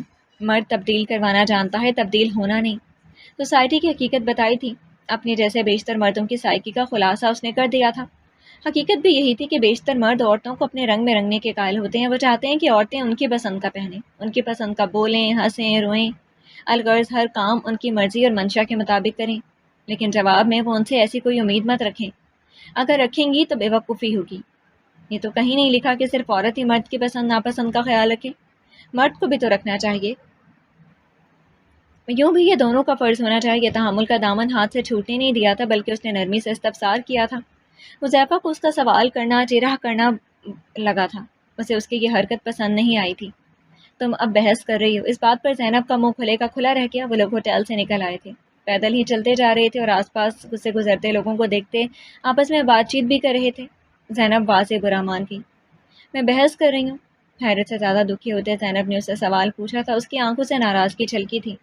اوہ کم آن یار، موڈ نہ اسپائل کرو ایسی باتیں کر کے۔ ہم لوگ گھومنے آئے ہیں تو ایسی باتوں سے گریز کرتے ہیں۔ اوکے آؤ، مجھے اپنی کچھ دوستوں کے لیے گفٹس لینے ہیں۔ تمہاری پسند اچھی ہے تو اپنی مرضی سے مجھے ان کے لیے شاپنگ کرواؤ۔ ابھی وہ پچھلی بات کو ہضم کر رہی تھی کہ حذیفہ کی اگلی جرت پر حیران رہ گئی کہ اس دھڑلے سے وہ اسے اپنی گرل فرینڈس کی شاپنگ کے لیے کہہ رہا تھا۔ زینب نے ناراض نگاہوں سے دیکھا۔ کم از کم شادی کے 1 ماہ بعد اس میں اتنا حوصلہ نہیں آیا تھا کہ وہ شوہر کی گرل فرینڈس کے لیے شاپنگ کرتی پھرے۔ وہ خاموشی سے آگے چلتی رہی، یہ جانے بنا کہ حذیفہ ساتھ آ رہا ہے کہ نہیں۔ جبکہ اسے چھوڑے وہ سکون سے شاپنگ کر رہا تھا۔ زینب بالآخر خود ہی ہوٹل آ جائے گی، اسے یقین تھا، لیکن کچھ دیر بعد وہ خود اس کے پیچھے چلا آیا تھا۔ بہت ضدی ہو تم یار۔ وہ ایک جگہ سے جیولری دیکھ رہی تھی جب حذیفہ نے اس کے ہاتھ سے پکڑ کر خود اسے پہنائی تھی، پھر اسے ستائش سے دیکھا تھا۔ اچھی لگ رہی ہے۔ اس کے دھوپ چھاؤں جیسے رویے کو دیکھ کر رہ گئی۔ کتنی آسانی سے وہ کہہ سکتا تھا۔ اچانک ہی اس کے دل میں ملال پھر سے بھرنے لگا۔ کم آن یار، تمہارے لیے لے لوں گا گفٹس، نہ بھی لیے تو تمہیں تمہاری مرضی سے دلاؤں گا۔ ڈونٹ وری، شور، جہاں سے تم کہو گی وہیں سے کروا دوں گا۔ Don't worry dear. وہ واش روم سے نکلی تو حذیفہ اسے کال پر بات کرتا دکھائی دیا۔ اس کا موڈ خوشگوار تھا۔ مخاطب کون تھا زینب کو سمجھ نہیں آ سکی تھی، لیکن اس کے چہرے کی شادابی جیسے لوٹ آئی اور خوش اخلاقی اس وقت اس پر ختم تھی۔ بیوی کیوں روکے گی؟ تم دوست ہو میری، دوستوں میں گفٹس کا رد و بدل تو ہوتا ہے۔ حذیفہ نے ایک نظر اس پر ڈالتے جتایا تھا جیسے وہ اسے پابند کر رہا ہو کہ وہ اس پر کوئی اعتراض نہیں کر سکتی ہے، نہ وہ ایسا اعتراض پسند کرے گا اور نہ اسے اختیار دے رہا ہے۔ زینب کی نائٹ کریم لگاتے ہاتھ رکے تھے۔ اس نے نگاہ اٹھا کر حذیفہ کی جانب دیکھا۔ اس کی نگاہیں سوال کرتی اس طرح تھیں۔ حذیفہ نے جواباً نگاہیں پھیر لیں۔ زینب کا دل پورا ہوا تھا۔ وہ بیڈ سے اٹھی اور شال لپیٹتے ٹیرس پر نکل آئی تھی۔ حذیفہ نے دیکھا اور اب کھل کر باتیں کرنے لگا۔ بلند و بالا پہاڑوں پر گہری رات اتری ہوئی تھی۔ سرد رات میں اس کی نگاہیں نیچے اندھیرے میں نہ جانے کیا ڈھونڈ رہی تھی۔ امی، بھائی اور بھابھی سبھی نے کہا تھا کہ شادی کے بعد مرد بدل جاتے ہیں، لیکن شادی کے پہلے ہی دنوں میں اپنے ہنی مون پر جو مرد اپنی گرل فرینڈس کے ساتھ باتیں کر رہا تھا اور ان کے لیے شاپنگ کر رہا تھا، وہ کیسے بدلے گا؟ ایک لڑکی کیسے اس چیز کو برداشت کرے؟ کس سے شکایت کرے؟ والدین سے جو ایسے مرد کے ساتھ گزارا کرنے کو کہتے ہیں، یا معاشرے سے جس نے مرد کو ایسا کرنے کا لائسنس دیا ہے؟ اس کی آنکھیں نم ہو گئیں۔ ٹیرس کی ریلنگ پر اس کے ہاتھ اتنی مضبوطی سے جمے ہوئے تھے کہ شاید ان سے خون رسنا شروع ہو جاتا۔ کتنی کم ہمت ہوں میں، اپنے شوہر کو اس سب سے منع بھی نہیں کر سکتی جو اس وقت اپنی 1 ماہ کی بیوی کو چھوڑ کر گرل فرینڈ سے باتیں کر رہا تھا۔ زینب، سونا نہیں؟ کہاں دھیان ہے تمہارا؟ کب سے آوازیں دے رہا ہوں۔ حذیفہ نے اس کا کندھا ہلایا تو خالی خالی نظروں سے اس نے گردن موڑ کر اسے دیکھا، ایسے جیسے وہ اس سے لاعلم ہو، جیسے یہ چہرہ پہلی دفعہ دیکھ رہی ہو۔ کیا دیکھ رہی ہو؟ اس نے آنکھوں کے سامنے ہاتھ لہرایا۔ تو پہچان کے رنگ واضح ہوتے ہی اس کے چہرے کے تاثرات سخت اور سپاٹ ہوئے تھے۔ اتنا حوصلہ اس میں نہیں تھا کہ وہ یہ سب سننے کے بعد نارمل بیہیو کرتی۔ مجھے سونا ہے۔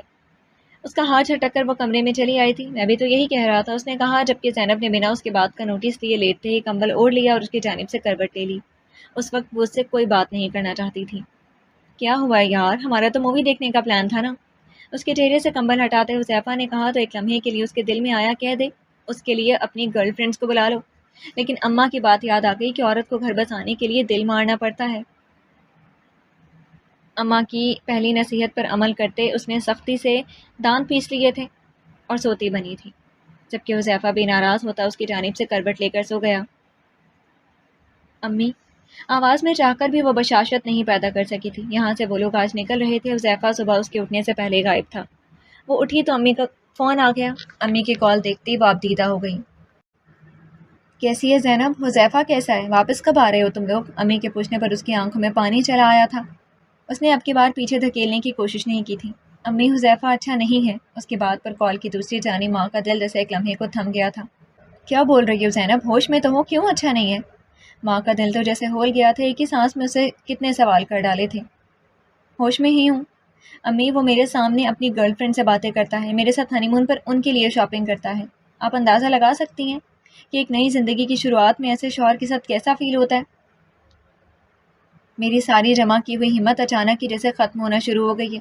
برا لگتا ہے مجھے، اوپر سے مجھے وہ یہ باور کراتا ہے کہ میں اس کے ایسے کسی بھی معاملے میں عمل دخل نہ کروں۔ میں شروع سے ہی تھک رہی ہوں امی۔ بات کے اختتام پر اس کی آواز بھر آ گئی تھی تو اس نے فون ہی بند کر دیا۔ یہ سب گھر والوں کی مرضی سے ہوا تھا۔ امی، ابو، بھائی، سب کی رضامندی شامل تھی، ایک نہیں تھی تو اس کی۔ اب وہ کسے شکایت کر رہی تھی جو پھر اسے صبر کا ہی درس دیں گی؟ کال بند کرنے کے بعد اس نے فون بھی بند کر دیا۔ وہاں جو پوچھنا چاہتی تھی کہ اس وقت حذیفہ کدھر ہے، وہ خود کہاں ہے، اور وہ اب کی بار سنجیدگی سے اس کے باپ سے بات کریں گی، لیکن زینب کے فون بند کرنے پر وہ مزید پریشان ہوئی تھی۔ اس کے فون بند کرتے ہی انہوں نے حذیفہ سے رابطہ کیا تھا اور اس سے زینب کے متعلق پوچھا تھا۔ حذیفہ کے بات بتانے پر کہ وہ خود ہوٹل سے دور کسی کام سے آیا ہے اور اس وقت وہ سو رہی تھی، یہاں سے واپسی پر وہ ان کی بات کرواتا ہے۔ تم روئی ہو؟ کمرے میں داخل ہوتے ہی وہ اسے ناشتہ کرتی دکھائی دی۔ اس کی شکل کو دیکھتے ہی حذیفہ نے اس کے چہرے کو ایک نگاہ دیکھتے ہی اندازہ لگایا تھا۔ بنا اس کی جانب دیکھے وہ کھانا کھاتی رہی۔ تمہارے ساتھ کوئی مسئلہ ہے؟ تمہاری والدہ بھی پریشان ہو رہی تھی، تمہاری ان سے دوبارہ بات ہوئی ہے؟ اس کے پاس بیٹھتے ہی حذیفہ نے ایک ہی سانس میں کتنے سوال کر دیے، ساتھ ہی وہ اپنے موبائل پر کچھ دیکھ رہا تھا۔ ایک نظر ڈالنے کے بعد دوبارہ اس پر نظر ڈالے بنا وہ بات کرتا گیا، جبکہ زینب کی ایک تلخ نگاہ ان بیگز پر پڑی تھی جو وہ آتے ہی ایک جانب رکھ چکا تھا۔ یقیناً یہ اس کی سہیلیوں کی گفٹس تھے۔ اس کا شک تھا لیکن تصدیق کرنا چاہتی تھی۔ ان بیگز میں کیا ہے؟ زینب نے اسپاٹ نظروں سے سر اٹھاتے پوچھا تھا۔ حذیفہ نے حیران ہوئے بغیر اس کی نگاہوں کے تعاقب میں دیکھا۔ کچھ دوستوں کی گفٹس ہیں۔ اوہو، تو اس کا شک درست نکلا۔ اس کے تاثرات مزید سخت ہو گئے۔ وہ مزید کبیدہ خاطر ہوئی تھی، خاموشی سے اٹھی، روم سروس کو ٹرالی واپس کی اور بیڈ پر بیٹھ گئی۔ زینب، اب تو میرا دماغ کھولا رہی ہو۔ آخر تم بتاتی کیوں نہیں ہو؟ تمہارے ساتھ مسئلہ کیا ہے؟ کل بھی منہ لپیٹے سو گئی تھی اور آج بھی اٹھتے ہی منہ بنا لیا۔ اس کے پاس آ کر اب کی بار وہ تقریباً چیخا تھا۔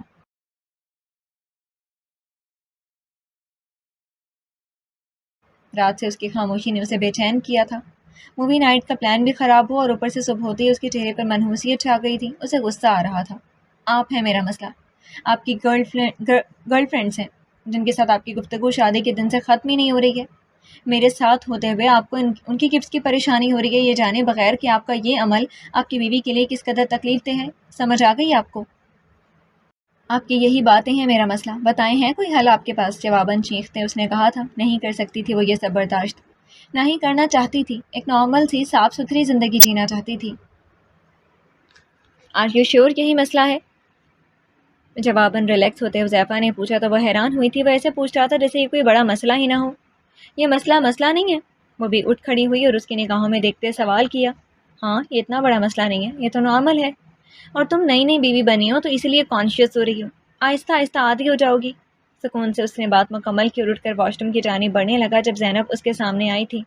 میرے لیے یہ نارمل باتیں نہیں ہیں، اور میں چاہتی ہوں کہ آپ بھی میری پسند ناپسند کا خیال کرتے ہوئے اسے ترک کر دیں، جیسے میں نے آپ کے کہنے پر فیس بک اور انسٹاگرام اکاؤنٹ کی آئی ڈی تک ڈیلیٹ کر دی ہے۔ زینب نے شادی کی رات کا حوالہ دیتے کہا تھا۔ جب اس نے موبائل تھامتے حذیفہ اس کا موبائل تھامتے حذیفہ نے کہا تھا کہ اسے اپنی بیوی کا ان سوشل میڈیا ایپس پر ایکٹیو ہونا پسند نہیں ہے۔ زینب کو ایک لمحے کو تو حیرت زدہ رہ گئی تھی کہ کیسے سوچ پالا ہے یہ انسان جو خود لڑکیوں کو ڈیٹ کرتا ہے، انہیں شاپنگ کرواتا ہے اور ان کے ساتھ لانگ ڈرائیو کرتا ہے، اسے فیس بک اور انسٹاگرام سمیت سوشل میڈیا پر اپنی عورت کی موجودگی بھی پسند نہیں ہے، جسے شاید یہ خوف ہوگا کہ وہ جو خود کرتا پھرتا ہے کہیں اس سے منسلک عورت نہ کرے۔ زینب کو ماں نے سمجھایا تھا کہ شوہر کی اطاعت کرنا، اور شادی کی پہلی رات ہی وہ کیا کرتی۔ اس نے خاموشی سے حذیفہ کے حوالے فون کیا اور اس نے جتنی بھی سوشل میڈیا کی ایپس تھیں ان انسٹال کر دی۔ اگر اسے پسند نہیں تھا تو وہ اس بات کا دھیان رکھے گی اپنے رشتے میں وہ کوئی ایسی چیز نہیں آنے دے گی جو اس رشتے میں خرابی کا باعث بنے۔ آج اس نے اسی بات کا حوالہ دیا تھا۔ حذیفہ کے ماتھے پر بل آئے، اسے اس بات کا حوالہ دینا پسند نہیں آیا تھا۔ تم مجھ سے مقابلہ کرنا چاہتی ہو؟ حذیفہ کی بات پر اس نے نفی میں سر ہلایا تھا۔ میں آپ کو بس اتنا بتانا چاہتی ہوں کہ اس تعلق میں مرد اور عورت دونوں کو ایک دوسرے کی عزت و احترام اور پسند ناپسند کا احترام کرنا ہوتا ہے، فرد واحد کی ذمہ داری نہیں ہے۔ آپ کو بھی یہ کرنا چاہیے۔ حذیفہ نے اس کی بات تحمل سے سنی اور اسے ایک جانب ہٹاتے واش روم کی جانب بڑھ گیا۔ وہ ایسا کچھ نہیں کرے گا۔ عورت کی ہمت نہیں ہونی چاہیے کہ وہ مرد کو بتائے کہ اسے کیا کرنا چاہیے یا کیا نہیں، اور عورت بھی ایسی جو مرد پر اپنا پڑھا لکھا ہونے کا روب ڈالنے کے زوم میں ایسا کر رہی ہو۔ زینب نے کہہ تو دیا تھا، لیکن اس کے تاثرات نے اسے ہرگز یہ نہیں بتایا تھا کہ وہ اس کی بات ماننے کا ارادہ رکھتا ہے یا نہیں۔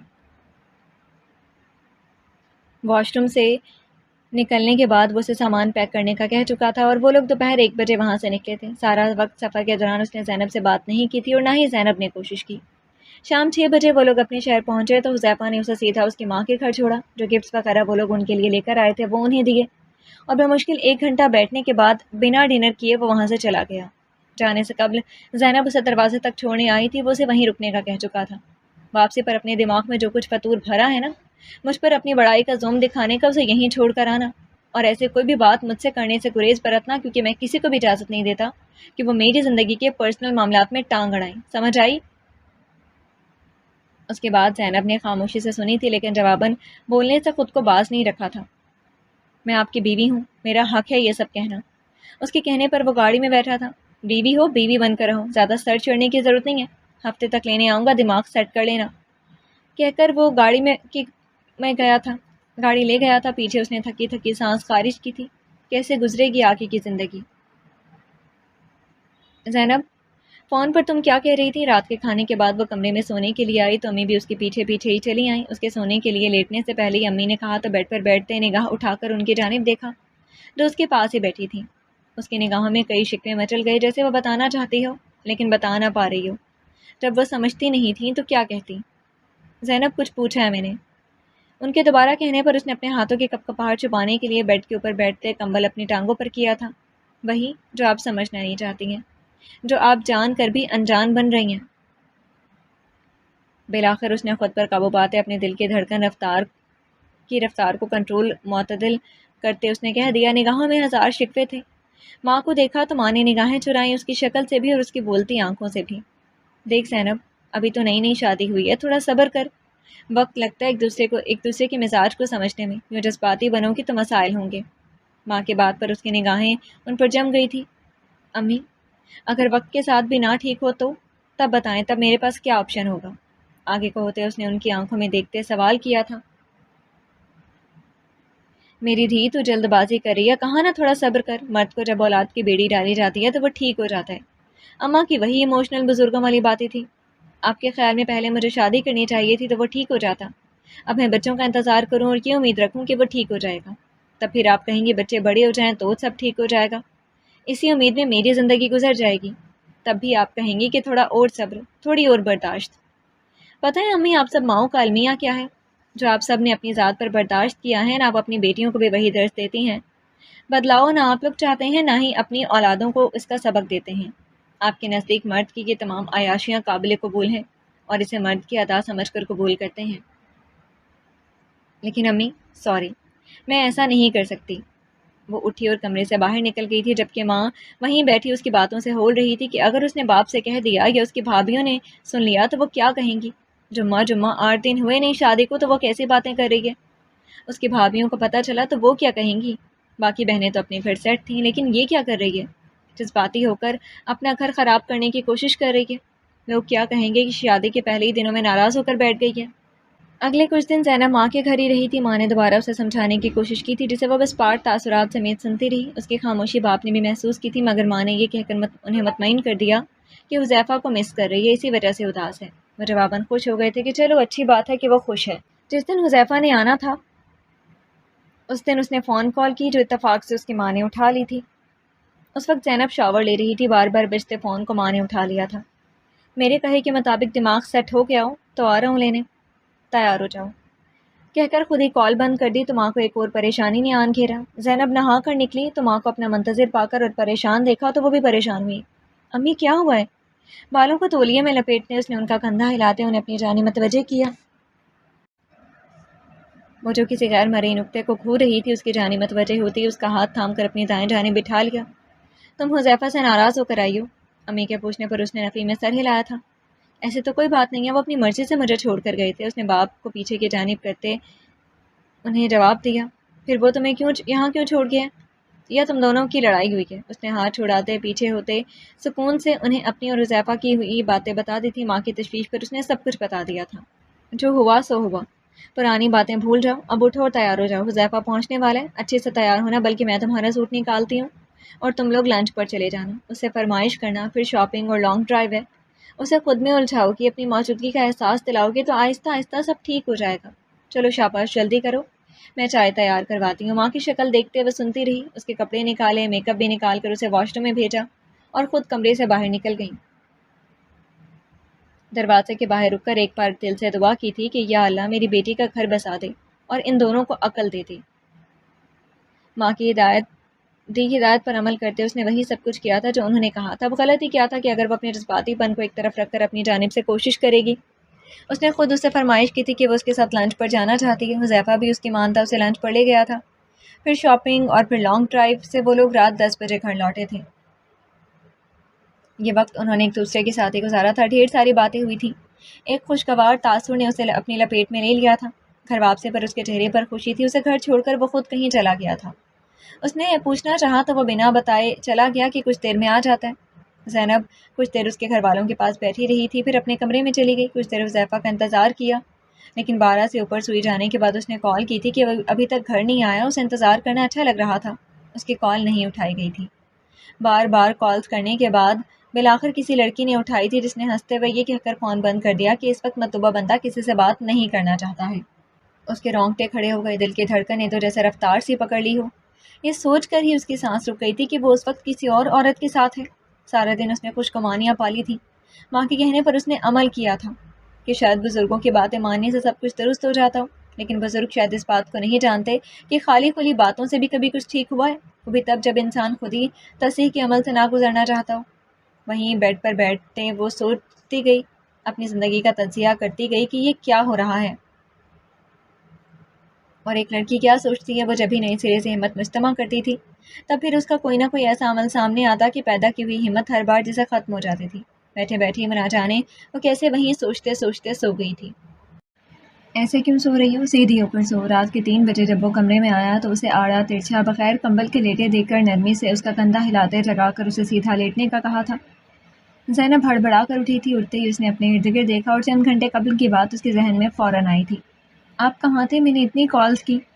سنجیدگی سے اس کے پوچھنے پر اپنی گھڑی اتارتے حذیفہ نے ایک سرد سی نگاہ اس پر ڈالتے بتایا تھا، کچھ دوستوں کے ساتھ تھا۔ گھڑی اتار کر رکھنے کے بعد وہ واش روم کی جانب بڑھ گیا۔ دوستوں کے ساتھ یا گرل فرینڈ کے ساتھ؟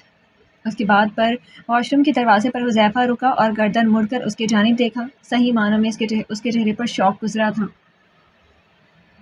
کم آن یار، دوستوں میں سبھی شامل ہوتے ہیں، لڑکے لڑکیاں، بڑے چل موڈ میں کہہ کر وہ واش روم میں بند ہو گیا۔ زینب اپنی جگہ سن بیٹھی رہ گئی۔ کتنے سکون سے وہ یہ بتا رہا تھا۔ اس کا دل خراب ہونے لگا۔ جو تعویلیں سارا دن سے اس نے خود کو دی تھیں وہ ریت کا ڈھیر ثابت ہو رہی تھیں۔ کپڑے بدل کر آنے کے بعد وہ سونے کو لیٹ گیا تھا۔ اسے وہیں بیٹھے رہ کر دیکھتے پا کر اس کی جانب کروٹ بدلی تھی۔ سوری، تمہیں جگا کر تمہاری نیند خراب کر دی۔ اب سو جاؤ، میں نے لائٹ آف کر دی ہے۔ حذیفہ لائٹ آن میں سوتا تھا، جبکہ زینب کو لائٹ آن ہو تو نیند نہیں آتی تھی۔ اسی بات کا حوالہ دیتے اس نے نرمی سے ہاتھ تھام کر اسے لیٹنے میں مدد کی تھی۔ وہ کہہ نہ سکی کہ جو اس کی زندگی خراب کر رہا ہے اسے نیند خراب ہونے کی فکر کیسے ہوئی تھی۔ دن گزر رہے تھے اور گزرتے دنوں کے ساتھ حذیفہ کا رویہ وہی تھا، وہ اپنی روش چھوڑنے پر تیار نہیں تھا۔ زینب نے اس سلسلے میں ساس سے بھی بات کی تھی، جواباً اسے ہی سننے کو ملی تھی، بقول ان کے ایک عورت کو اچھا کھانا پینا اور پہننا اوڑھنے کے علاوہ اور کیا چاہیے ہوتا ہے، اگر مرد تھوڑی بہت عیاشی کر لیتا ہے تو اس میں اتنا برا بھی نہیں ہے، اب اگر ایسے کام نہیں کرے گا تو وہ مرد تھوڑی کہلائے گا۔ جواباً اسے حذیفہ کی جانب سے بھی ڈانٹ پھٹکار سننی پڑی تھی کہ اس نے اپنے معاملات میں اس کے گھر والوں کو کیوں گھسیٹا ہے، کتنے دن وہ اس سے ناراض رہا تھا۔ اسے ذہنی سٹریس کی وجہ سے اس کے 2 مس کیریج بھی ہو چکے تھے، وقت کے ساتھ ساتھ وہ ذہنی صحت کو تباہ کرتی جا رہی تھی، خود وہ اپنی ذات پر بات برداشت نہیں کر رہا تھا، جبکہ اسے زینب کے کبھی کپڑے پسند نہیں آتے، کبھی اس کے کرلی بال اور کبھی اس کا کھانا پینا، وہ ان سب پر اعتراض کرتا تھا۔ ساتھ ہی وہ اسے باہر کھانے بھی کھلانے لے جاتا تھا، مگر صرف تب جب اس کی اپنی مرضی ہوتی، شاپنگ ہر ہفتے کرواتا تھا اور لانگ ڈرائیو پر بھی لے جاتا، لیکن جب اگر اس کا اپنا دل ہوتا تو ورنہ بہانہ بنا دیتا۔ زینب کی وجہ سے اپنے پلان میں رد و بدل نہیں کرتا تھا، اس کے نزدیک عورت کو سر چڑھانا تھا، اپنی مرضی سے وہ اس پر کروڑوں بھی خرچ کر دیتا تھا، جیسے ابھی اسی ہفتے وہ اسے شاپنگ پر لے کر گیا تھا، شاپنگ خود بھی وہ انٹرنیشنل برانڈز کی کرتا تھا، اسی سلسلے میں جب وہ اسے لے کر گیا تو ایک بیگ زینب کو بہت پسند آیا، لیکن قیمت کی وجہ سے وہ لینے سے میں ہچکچا رہی تھی، وجہ اس بیگ کا ہرمس برکن بیگ کا ہونا تھا جس کی قیمت 7 ملین تھی۔ زینب نے انکار کر دیا، مگر حذیفہ نے اسے لے کر ہی دیا تھا، تب وہ اسے 4 دن کے ٹور پر لے کر گیا تھا، وہاں سے اس نے شاپنگ کی تھی۔ زینب بعض دفعہ حیران ہوتی اور بعض دفعہ پریشان، اسے یہ تمام لگژری مل رہی تھی، مگر جو ایک سکون اور خوشی تھی وہ اسے نہیں مل پا رہی تھی۔ ایک طرف سے وہ اسے سب کچھ دے رہا تھا جو ایک شوہر ہونے کے ناطے اس کی ذمہ داری تھی، لیکن دوسری جانب وہ اگر اسے نہیں دے رہا تو وہ مخلص پن جو بیوی ہونے کے ناطے اس کی ذمہ داری تھی۔ یہاں کیوں بیٹھی ہو؟ لان میں کھلتے پھولوں کو ہوا میں ہلتے دیکھ رہی تھی، آج کل عجیب ہی اس پر یاسیت چھائی ہوئی تھی، کچھ اس وقت طبیعت بھی مقدر ہو رہی تھی تو وہ لان میں آ کر بیٹھ گئی۔ ابھی اسے بیٹھے آدھا گھنٹہ ہوا تھا کہ حذیفہ کی آواز پر ہڑبڑائی تھی۔ حذیفہ کو پانی میں بیٹھنا اچھا نہیں لگتا تھا، جدھر آس پاس کے گھروں کے ٹیرس سے لان صاف نظر آتا تھا۔ یوں ہی گھبراہٹ ہو رہی تھی، اس لیے باہر آ کر بیٹھ گئی، خوف چھپاتے وہ فوراً ہی اٹھ کھڑی ہوئی۔ حذیفہ اسے گھور رہا تھا۔ کتنے دفعہ میں نے تمہیں کہا ہے کہ یہاں آ کر مت بیٹھا کرو، وہ دیکھو آس پاس سبھی اپنے ٹیرس پر موجود ہیں، تمہیں ایک بار سمجھ نہیں آتی کیا؟ اس کی کوہنی تھامے اسے لیے وہ اندر کی جانب بڑھا تھا۔ حذیفہ میرا دل خراب ہو رہا تھا اور میں اس طرف منہ کر کے نہیں بیٹھی تھی، اس کی وضاحت پر وہ اور آگ بگولا ہوا۔ بکواس مت کرو، جاؤ اندر سکون سے بیٹھو۔ اسے دروازے پر چھوڑا اور خود باہر جانے لگا تھا جب زینب نے اس کا ابھی کا سخت لہجہ بھلا کر اسے روکا تھا۔ مجھے باہر لے چلیں، مجھے گھر میں گھبراہٹ ہو رہی ہے، پلیز۔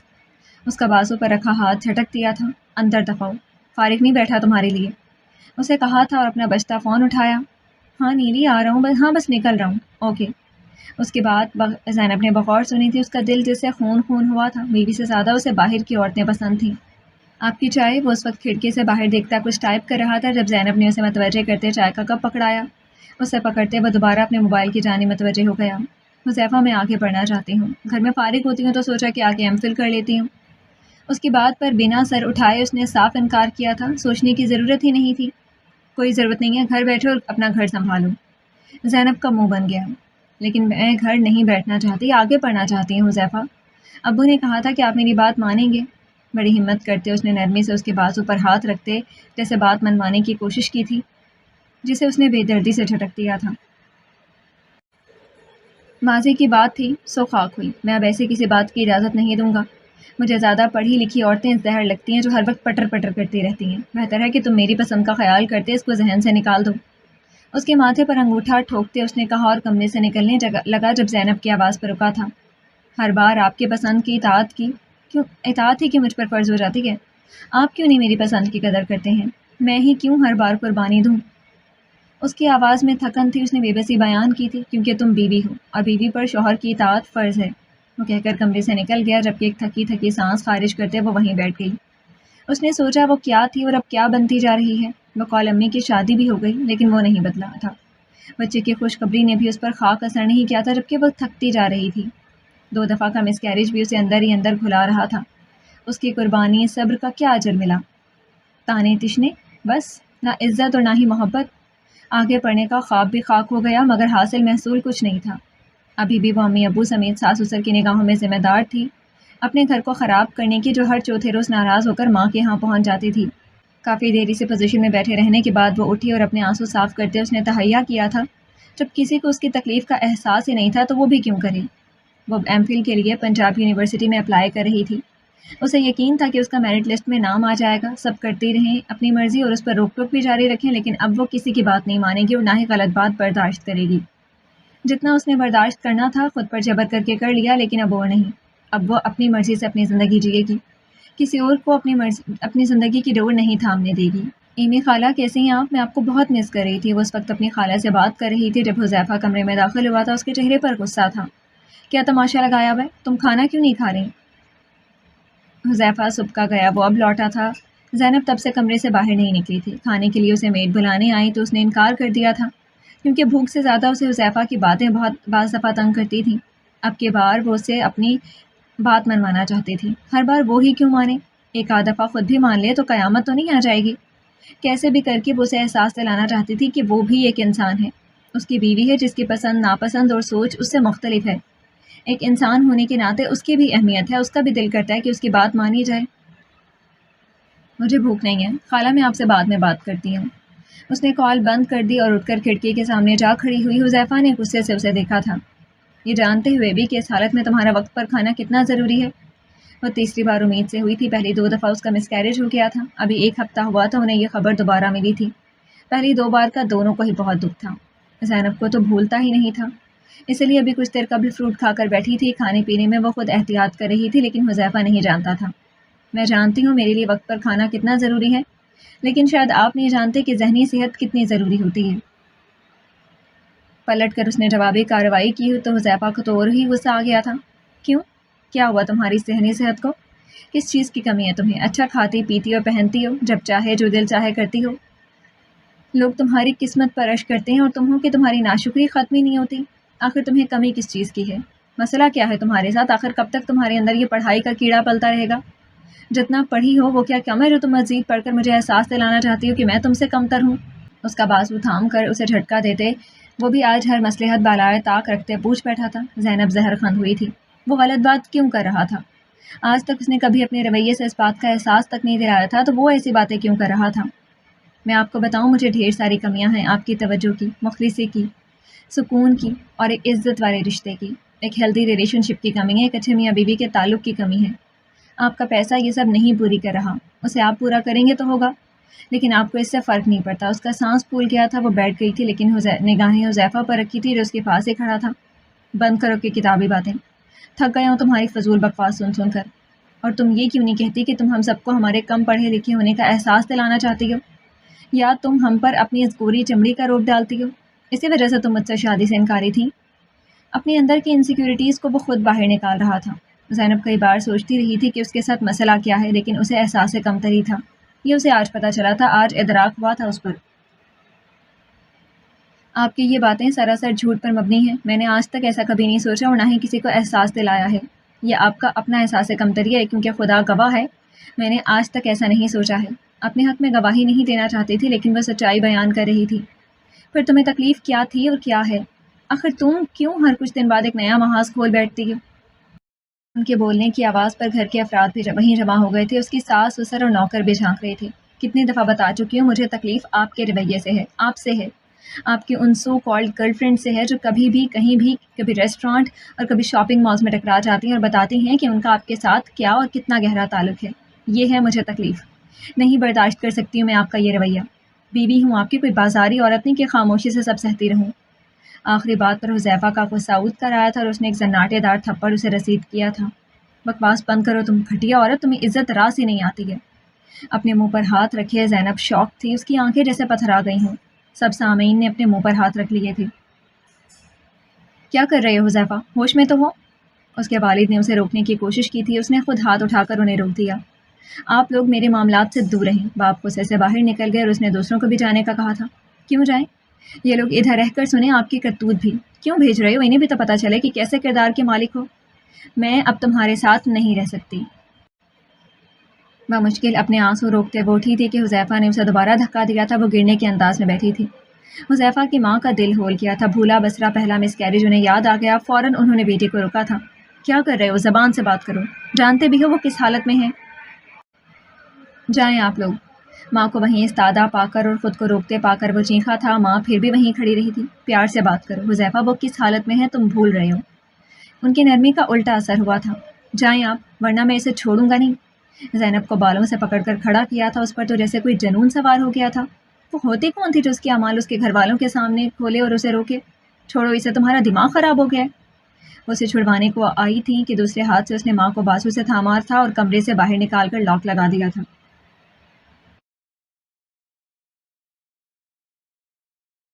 اب بتاؤ کیا کہہ رہی تھی کہ میرے ساتھ نہیں رہو گی؟ میرے عورتوں کے ساتھ تعلقات ہیں، میں گھٹیا ہوں؟ واپس زینب کے بالوں کو پکڑ کر چہرہ اوپر کرتے درشتی سے پوچھا تو اسے تکلیف ہو رہی تھی۔ اسی تکلیف کی وجہ سے آنکھوں سے پانی نکل رہا تھا اور وہ سسک رہی تھی، لیکن وہ اس کے منہ پر تھپڑ مار رہا تھا۔ اسے غصہ ہی بہت تھا کہ اس کے گھر والوں کے سامنے اس کی اصلیت کھل گئی تھی جو چھپے یقیناً پہلے بھی نہیں تھی۔ میں قسم کھاتی ہوں اب میں نہیں رہوں گی، جو مرضی کرنا چاہتے ہو کر لو، اور بھی مار لو جتنا مارنا چاہتے ہو۔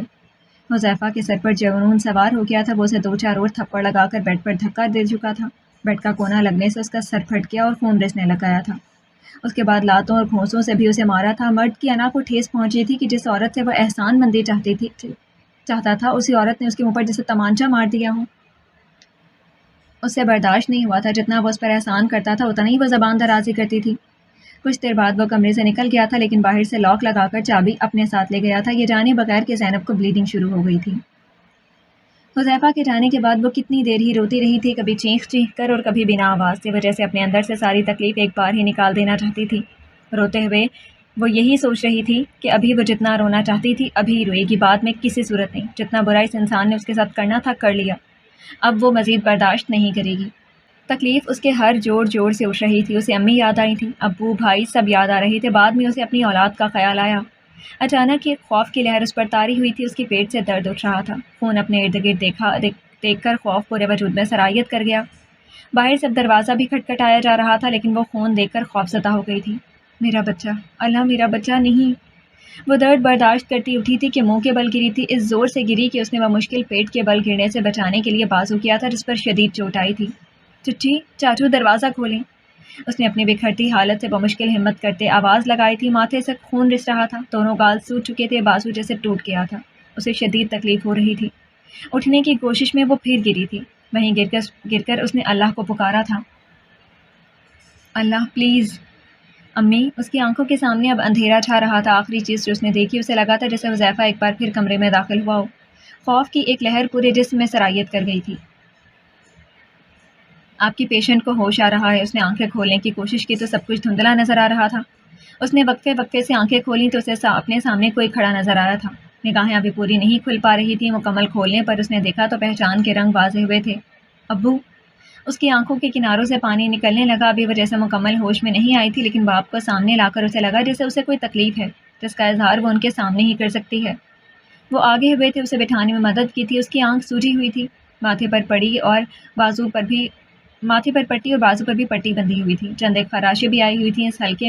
اس حلیے میں بیٹی کو دیکھ کر دل کے مریض باپ پر کیا گزری ہوگی، اس کا اندازہ ایک باپ ہی لگا سکتا ہے۔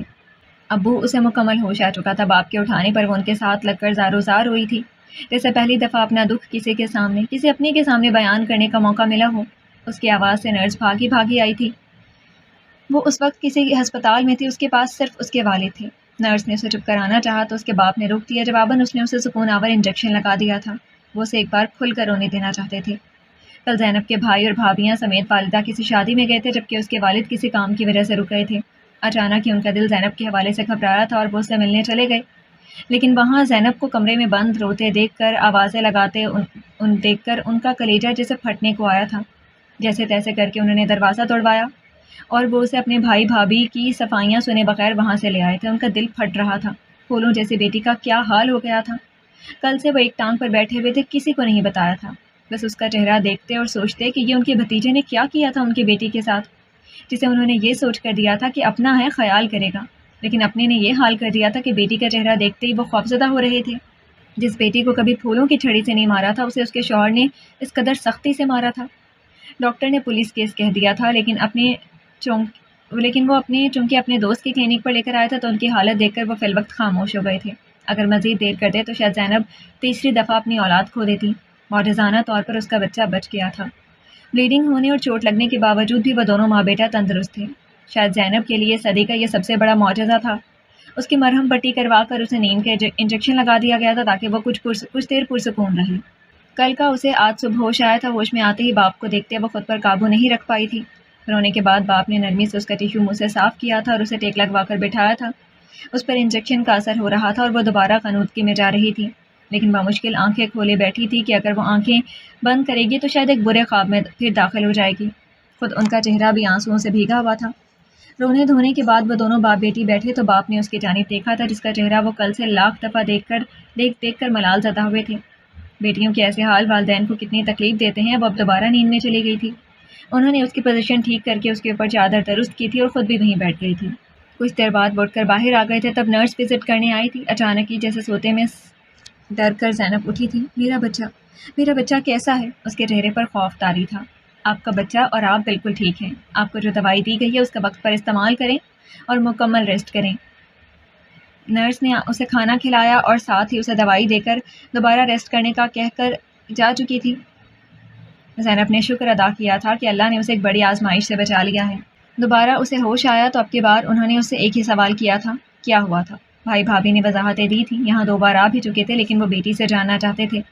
زینب شروع سے لے کر سب بتاتی گئی کہ وہ شادی نہیں کرنا چاہتی تھی، پھر وہ کیسا تھا، کیسے اس پر شک کرتا تھا موبائل کی وجہ سے اور سوشل میڈیا ایپس پہ ڈیلیٹ کرواتی، پھر اسے اس کی مرضی سے کہیں کسی گیدرنگ میں بھی نہیں لے کر جاتا تھا۔ اپنی مرضی سے اسے چاہے آسمان سے تارے توڑ کر لا دے، مگر جب زینب کی مرضی ہوتی تو وہ انکار کر دیتا۔ اس کے پہننے، اوڑھنے اور اٹھنے بیٹھنے پر کیسے اسے اعتراض تھا۔ 2 دفعہ مس کیریج ہونے پر بھی وہ اسے ذمہ دار ٹھہراتا تھا، جبکہ سچائی کچھ اور تھی۔ اور اس نے کل ایسا کیوں کیا؟ اچانک ہی وہ اس پر ہاتھ اٹھا چکا تھا۔ بات اتنی بڑی نہیں تھی، وہ صرف پڑھائی کی بات کر رہی تھی، مگر پھر اس نے سب بتا دیا۔ اس کا انداز روبوٹک ہو رہا تھا، روبوٹک تھا، جیسے وہ کسی تیسرے فرد کے بارے میں بات کر رہی ہے۔ اسے اب تکلیف بھی نہیں ہو رہی تھی اور آنکھیں بھی خشک تھیں۔ پورے کمرے میں وقفے وقفے سے اس کی بات گونجتی تھی۔ مکمل خاموشی تھی جسے وقفے وقفے سے وہی توڑتی تھی۔ جب خاموشی اختیار کرتی تو باپ اور اس کی سانس کی آواز ایک عجیب سی آواز پیدا کرتے تھے، جیسے خوف زدہ خوفناک سا ماحول پیدا ہونے سے قبل کے منظر ہو۔ گھر چلیں؟ ڈاکٹر نے گھر جانے کا کہہ دیا تھا۔ سب کچھ سننے کے بعد باپ نے کہا تھا۔ وہ خود جیسے تھکے ہوئے تھے، آنکھیں تھیں کہ ویران۔ ان کی بات پر ایک نظر انہیں دیکھنے کے بعد اس نے اپنا رخ کھڑکی سے باہر نظر آتے درخت پر بیٹھی چڑیا پر کر لیا، جو اپنے بچوں کے منہ میں دانے ڈال رہی تھی۔ ایک ایک کر کے وہ اپنے تینوں بچوں کے منہ میں ڈال رہی تھی، پھر وہیں بیٹھ کر ان کے گرد پر پھیلا لیے تھے۔ مجھے حذیفہ سے طلاق چاہیے، میں اس کے ساتھ نہیں رہنا چاہتی۔ اگر آپ مجھے طلاق دلوائیں گے تو ٹھیک ہے، ورنہ میں آپ کے گھر بھی نہیں جاؤں گی۔ کھڑکی سے باہر دیکھتے زینب نے بے لچک انداز میں اپنا فیصلہ سنایا تھا۔ اس میں کوئی لچک نہیں تھی۔ پہلی بار اس نے حتمی فیصلہ کیا تھا۔ وہ جان چکی تھی کہ اگر اب وہ 10 صدیاں بھی اس کے ساتھ گزارنا چاہے گی تو اس کا ہر بار یہی حال ہوگا، اور اس بار وہ اپنی بات پر ڈٹ چکی تھی۔ ٹھیک ہے، باپ نے کہا اور اسے بیڈ سے اترنے میں مدد دی۔ نرس اب ان کی چیزیں سمیٹنے میں مدد دے رہی تھی۔ باپ نے بیڈ کے نیچے دیکھا تو انہیں یاد آیا اسے وہ اٹھا کر لائے تھے اور اس کے پیروں میں جوتے نہیں تھے۔ انہوں نے اپنے جوتے اتار دیے، اس کے پیروں میں پہنانے چاہے تو اس نے انکار کر دیا، مگر انہوں نے پہنا دیے۔ تمہیں ننگے پاؤں چلنے میں تکلیف ہوگی۔ خود اب وہ ننگے پاؤں تھے۔ پھر نرس نے اسے سہارا دینا چاہا تو انہوں نے خود ہی اس کے گرد بازو حمال کرتے اسے آہستہ آہستہ ساتھ لیے باہر پارکنگ تک آئے تھے۔ اسے گاڑی میں بٹھایا اور گھر لے آئے۔ گھر میں کوئی نہیں تھا، اسے اس کے کمرے تک چھوڑا۔ سب لوگ شادی میں گئے ہیں۔ اسے بیڈ پر بٹھانے کے بعد وہ اس کی دوائیاں نکال رہے تھے، پھر پانی دیکھا، پانی نہیں ہے، یوں جیسے غائب دماغی کی سب بسب دیکھ رہے تھے۔ میں پانی لاتا ہوں، زینب دیکھ رہی تھی، وہ اسے نگاہیں چرا رہے تھے۔ کچھ دیر بعد وہ گلاس میں پانی لے کر آئے۔ دوائی لے لو، پھر سو جانا۔ باپ نے اسے دوائی دینے کو ہاتھ آگے بڑھایا تو اس نے دوائی اٹھا کر کھا لی۔ پھر انہوں نے گلاس لے کر جانا چاہا تو اس نے روک لیا۔ آئی ایم سوری ابو، اس نے ان کا ہاتھ تھام کر کہا تھا، آنکھوں میں آنسو تھے۔ میں ہوں نا، تم پریشان نہیں ہو، جیسا تم کہو گی ویسا ہی ہوگا، باپ کہہ کر اس کے سر پر ہاتھ رکھتے کمرے سے نکل گئی تھی۔ میں نے میڈ کو فون کر دیا، وہ تمہارے پاس رات تک آ جائے گی، کل سب لوگ واپس آ جائیں گے، کہہ کر وہ خود دوبارہ کچن میں اس کے لیے سوپ بنانے چلے گئے۔ زینب کو لگا جیسے وہ اپنے حواس میں نہیں ہے، اس سے نگاہیں ملا کر بات نہیں کر رہی تھی۔ زینب کہاں ہے؟ حذیفہ اگلے دن صبح گھر پہنچا تو زینب کو نہ پا کر اس نے والدین سے سوال کیا تھا۔ اس کا باپ لے گیا، جو کچھ تم نے اس کے ساتھ کیا ہے اس کے بعد وہ کبھی تمہیں اپنی بیٹی واپس نہیں دیں گے۔ باپ سخت ناراض تھے، انہیں غصہ تھا، بھلا کوئی بھی معاملات تھے، جو بھی معاملات تھے سکون سے بیٹھ کر طے کیے کرتے، یوں آج تک کسی نے ان کے خاندان میں عورت پر ہاتھ نہیں اٹھایا تھا۔ باپ سرے سے اس سے بات کرنے کو تیار نہیں تھا، بہت غلط کیا تھا، وہ اسے بار بار فون کر کے سنا چکے تھے اور اب بھی وہ اسے لان تان کر رہے تھے، لیکن اس پر جیسے اثر ہی نہیں ہو رہا تھا۔ اسے میرے ساتھ ہی ساری زندگی میری بیوی بن کر گزارنی ہے، چاہے باپ کے جائے یا بھائی کے، کہہ کر وہ اپنے کمرے میں چلا گیا۔ اچھا ہے اگر باپ کے ساتھ گئی ہے تو دماغ ٹھکانے آ جائے گا۔ پہلے بھی 2 دفعہ ایسا ہو چکا تھا، جب زینب گئی تھی وہ واپسی میں اس کی ماں اسے چھوڑ کر گئی تھی، کیونکہ ماں نے گھر کے مردوں کو پتہ ہی نہیں چلنے دیا کہ وہ ناراض ہو کر آئی ہے۔ ایک ہفتے بعد وہ اسے بہلا پھسلا کر منا کر چھوڑ آتی تھی۔ زینب بھی اپنا ضبط آزمانا چاہتی تھی کہ کس حد تک وہ اس سب کو برداشت کر سکتی ہے، کہاں تک وہ ایموشنل بلیک میل ہو جاتی ہے، لیکن اب کی بار وہ جیسے تھک گئی تھی۔ میڈ زینب کے پاس آئی تھی اور اسے کھانا کھلایا، کپڑے بدلوائے اور رات کا کھانا بھی بنایا۔ دونوں باپ بیٹی کتنی ہی دیر خاموشی سے بیٹھے رہے تھے، کوئی بات جیسے کرنے کو تھی ہی نہیں۔ اس کے بعد رات کے لیے میڈ نے وہیں بستر لگایا تھا جبکہ باپ اپنے کمرے میں چلے گئے تھے۔ اگلی صبح زینب کی آنکھ روتی ہوئی آوازوں سے کھلی تھی، جیسے کوئی چینخ رہا ہو، بین کر رہا ہو۔ اپنے جسم سے اٹھتی ٹیسوں کو نظر انداز کرتے گھبرائے ہوئے دل سے وہ کمرے کی چوکھٹ پر لڑکھڑاتی آئی تو سامنے اس کی ماں رو رہی تھی، بہنیں بین کر رہی تھیں، سب گھر والے تھے اور ابو کے کمرے سے ایک میت نکالی جا رہی تھی۔ وہ چہرہ ابو کا تھا، وہ وہیں گر گئی، آنکھیں پتھرا گئی تھیں۔ یہ کیا ہو گیا تھا؟ اس کا دکھ اس کے باپ کی جان لے گیا تھا۔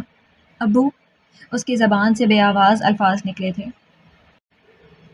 اس کی آنکھوں کے سامنے ابو کی میت اٹھائی گئی تھی، پھر سب اسے بولنے پر مجبور کر رہے تھے، اسے رلانے کی کوشش کر رہے تھے، اس سے اس کی حالت کے متعلق پوچھ رہے تھے، لیکن وہ تھی کہ ابھی تک اس جگہ پر نظریں گاڑی بیٹھی تھی جدھر سے میت اٹھائی گئی تھی۔ حذیفہ اور اس کا خاندان بھی آیا تھا، سبھی لوگ تعزیت بھی کر رہے تھے اور اس کی ٹوٹی پھوٹی حالت پر سوال جواب بھی، لیکن وہ تھی کہ صرف آنکھیں پھاڑے سب کچھ ہوتا دیکھ رہی تھی۔ لیکن اس دوران میڈ نے اس کا خاص خیال رکھا تھا، اس کے باپ کی ہدایات تھیں کہ کچھ بھی ہو جائے وہ زینب کا ہر حال میں خیال رکھے گی۔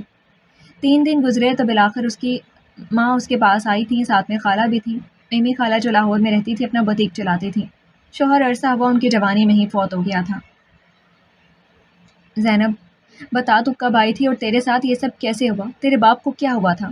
ماں نے بنا کسی جذباتیت میں آئے اسے سنجیدگی سے سیدھا سیدھا سوال کیا تھا۔ اس نے ماں کی جانب دیکھا، نگاہیں خالی تھی، جیسے کچھ ہوا ہی نہ ہو، یا جیسے نگاہوں نے سب کچھ دیکھ لیا ہو اور مزید کی تمنا ہی نہ ہو۔ زینب، بتا تیرے ابو کو کیا ہوا تھا؟ وہ بالکل ٹھیک تھے، خود انہوں نے مجھ سے رات بات کی تھی۔ ماں نے اس کا کندھا ہلایا۔ وہ ہڑبڑائی اور جسے چونک کر ماں کی جانب دیکھا ہو۔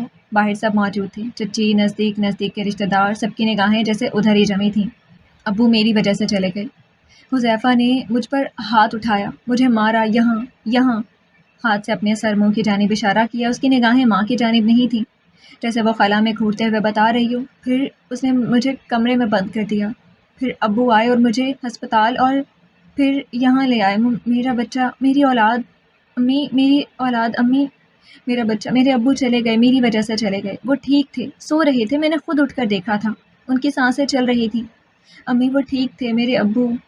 آخر میں وہ جو روئی تو ماں اور خالہ کو بھی رلا دیا۔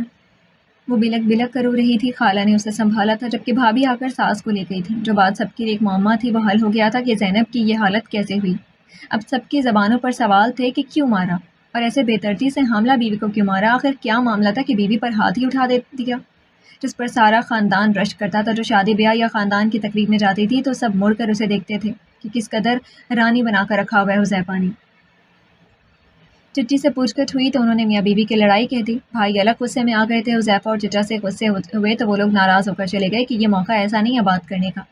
آہستہ آہستہ یہ بات سارے خاندان میں پھیل گئی۔ سب کی ہمدردی زینب کے ساتھ تھی کہ اس کی حالت سب نے دیکھی تھی، اور اوپر سے وہ حذیفہ کی ڈٹائی پر بھی افسوس کر رہے تھے، اسے سسر کی موت کا ذمہ دار ٹھہرا رہے تھے۔ کچھ دن گزرے تو چچی اور چچا معافی مانگنے آئے اور زینب کو گھر لے جانا چاہتے تھے، لیکن امی نے انکار کر دیا تھا۔ بھائی الگ ناراض ہوئے تھے ان سے کہ ان کی بہن کی حالت کا ذمہ دار صرف حذیفہ نہیں، وہ بھی ہیں، لیکن چچا نے برا مانے بغیر کہا کہ وہ پھر آئیں گے، بچوں کی لڑائی ہو جاتی ہے اور انہیں ایک دوسرے سے صلح کر لینی چاہیے۔ زینب نے گھر والوں کو سب بتا دیا تھا، کچھ بھی نہیں چھپایا تھا۔ بھائی نے کہا تھا کہ وہ اس کے ساتھ ہیں، جب تک حذیفہ اپنی غلطی پر شرمندہ نہیں ہوتا ہے وہ اسے نہیں بھیجیں گے۔ لیکن بھائی میں اس کے ساتھ اب نہیں رہنا چاہتی ہوں، مجھے طلاق چاہیے۔ بات بڑی کہہ گئی تھی، مگر باپ کی موت اور اپنی اولاد کی موت کے منہ سے بچ جانا سوچ کر وہ اس کی بات پر انہوں نے سر ہلاتے ہوئے اس کے سر پر ہاتھ رکھا تھا۔ تم جذباتی ہو رہی ہو، تھوڑا وقت لو، اچھے سے سوچ لو، یوں فیصلے نہیں کیے جاتے ہیں۔ بھائی کہہ کر اٹھ گئے۔ اس نے ماں کی جانب دیکھا، امی، انہوں نے پھر نگاہیں چرا لیں۔ اس کی طبیعت خراب ہونے لگی تھی، پریشانی سے وہ الٹیاں کرنے لگی تھی، تو ہسپتال لے جایا گیا۔ ڈاکٹر نے سختی سے اسے اسٹریس سے دور رہنے پر تاکید کی تھی۔ ماں سے حالت دیکھی نہیں گئی اور وہ بے بسی سے رونے لگی۔ انہیں کہہ دیا کہ کچھ دن اس سے کوئی بھی ایسی بات نہ کی۔ زینب نہیں آئی۔ دوسری جانب حذیفہ گھر پہنچا تو ماں باپ کو خالی ہاتھ لوٹتے دیکھ کر پوچھا تھا، تمہیں اپنی غلطی پر شرمندگی ہے بھی؟ باپ کے کہنے پر اس نے سوالیہ ابرو اٹھایا تھا۔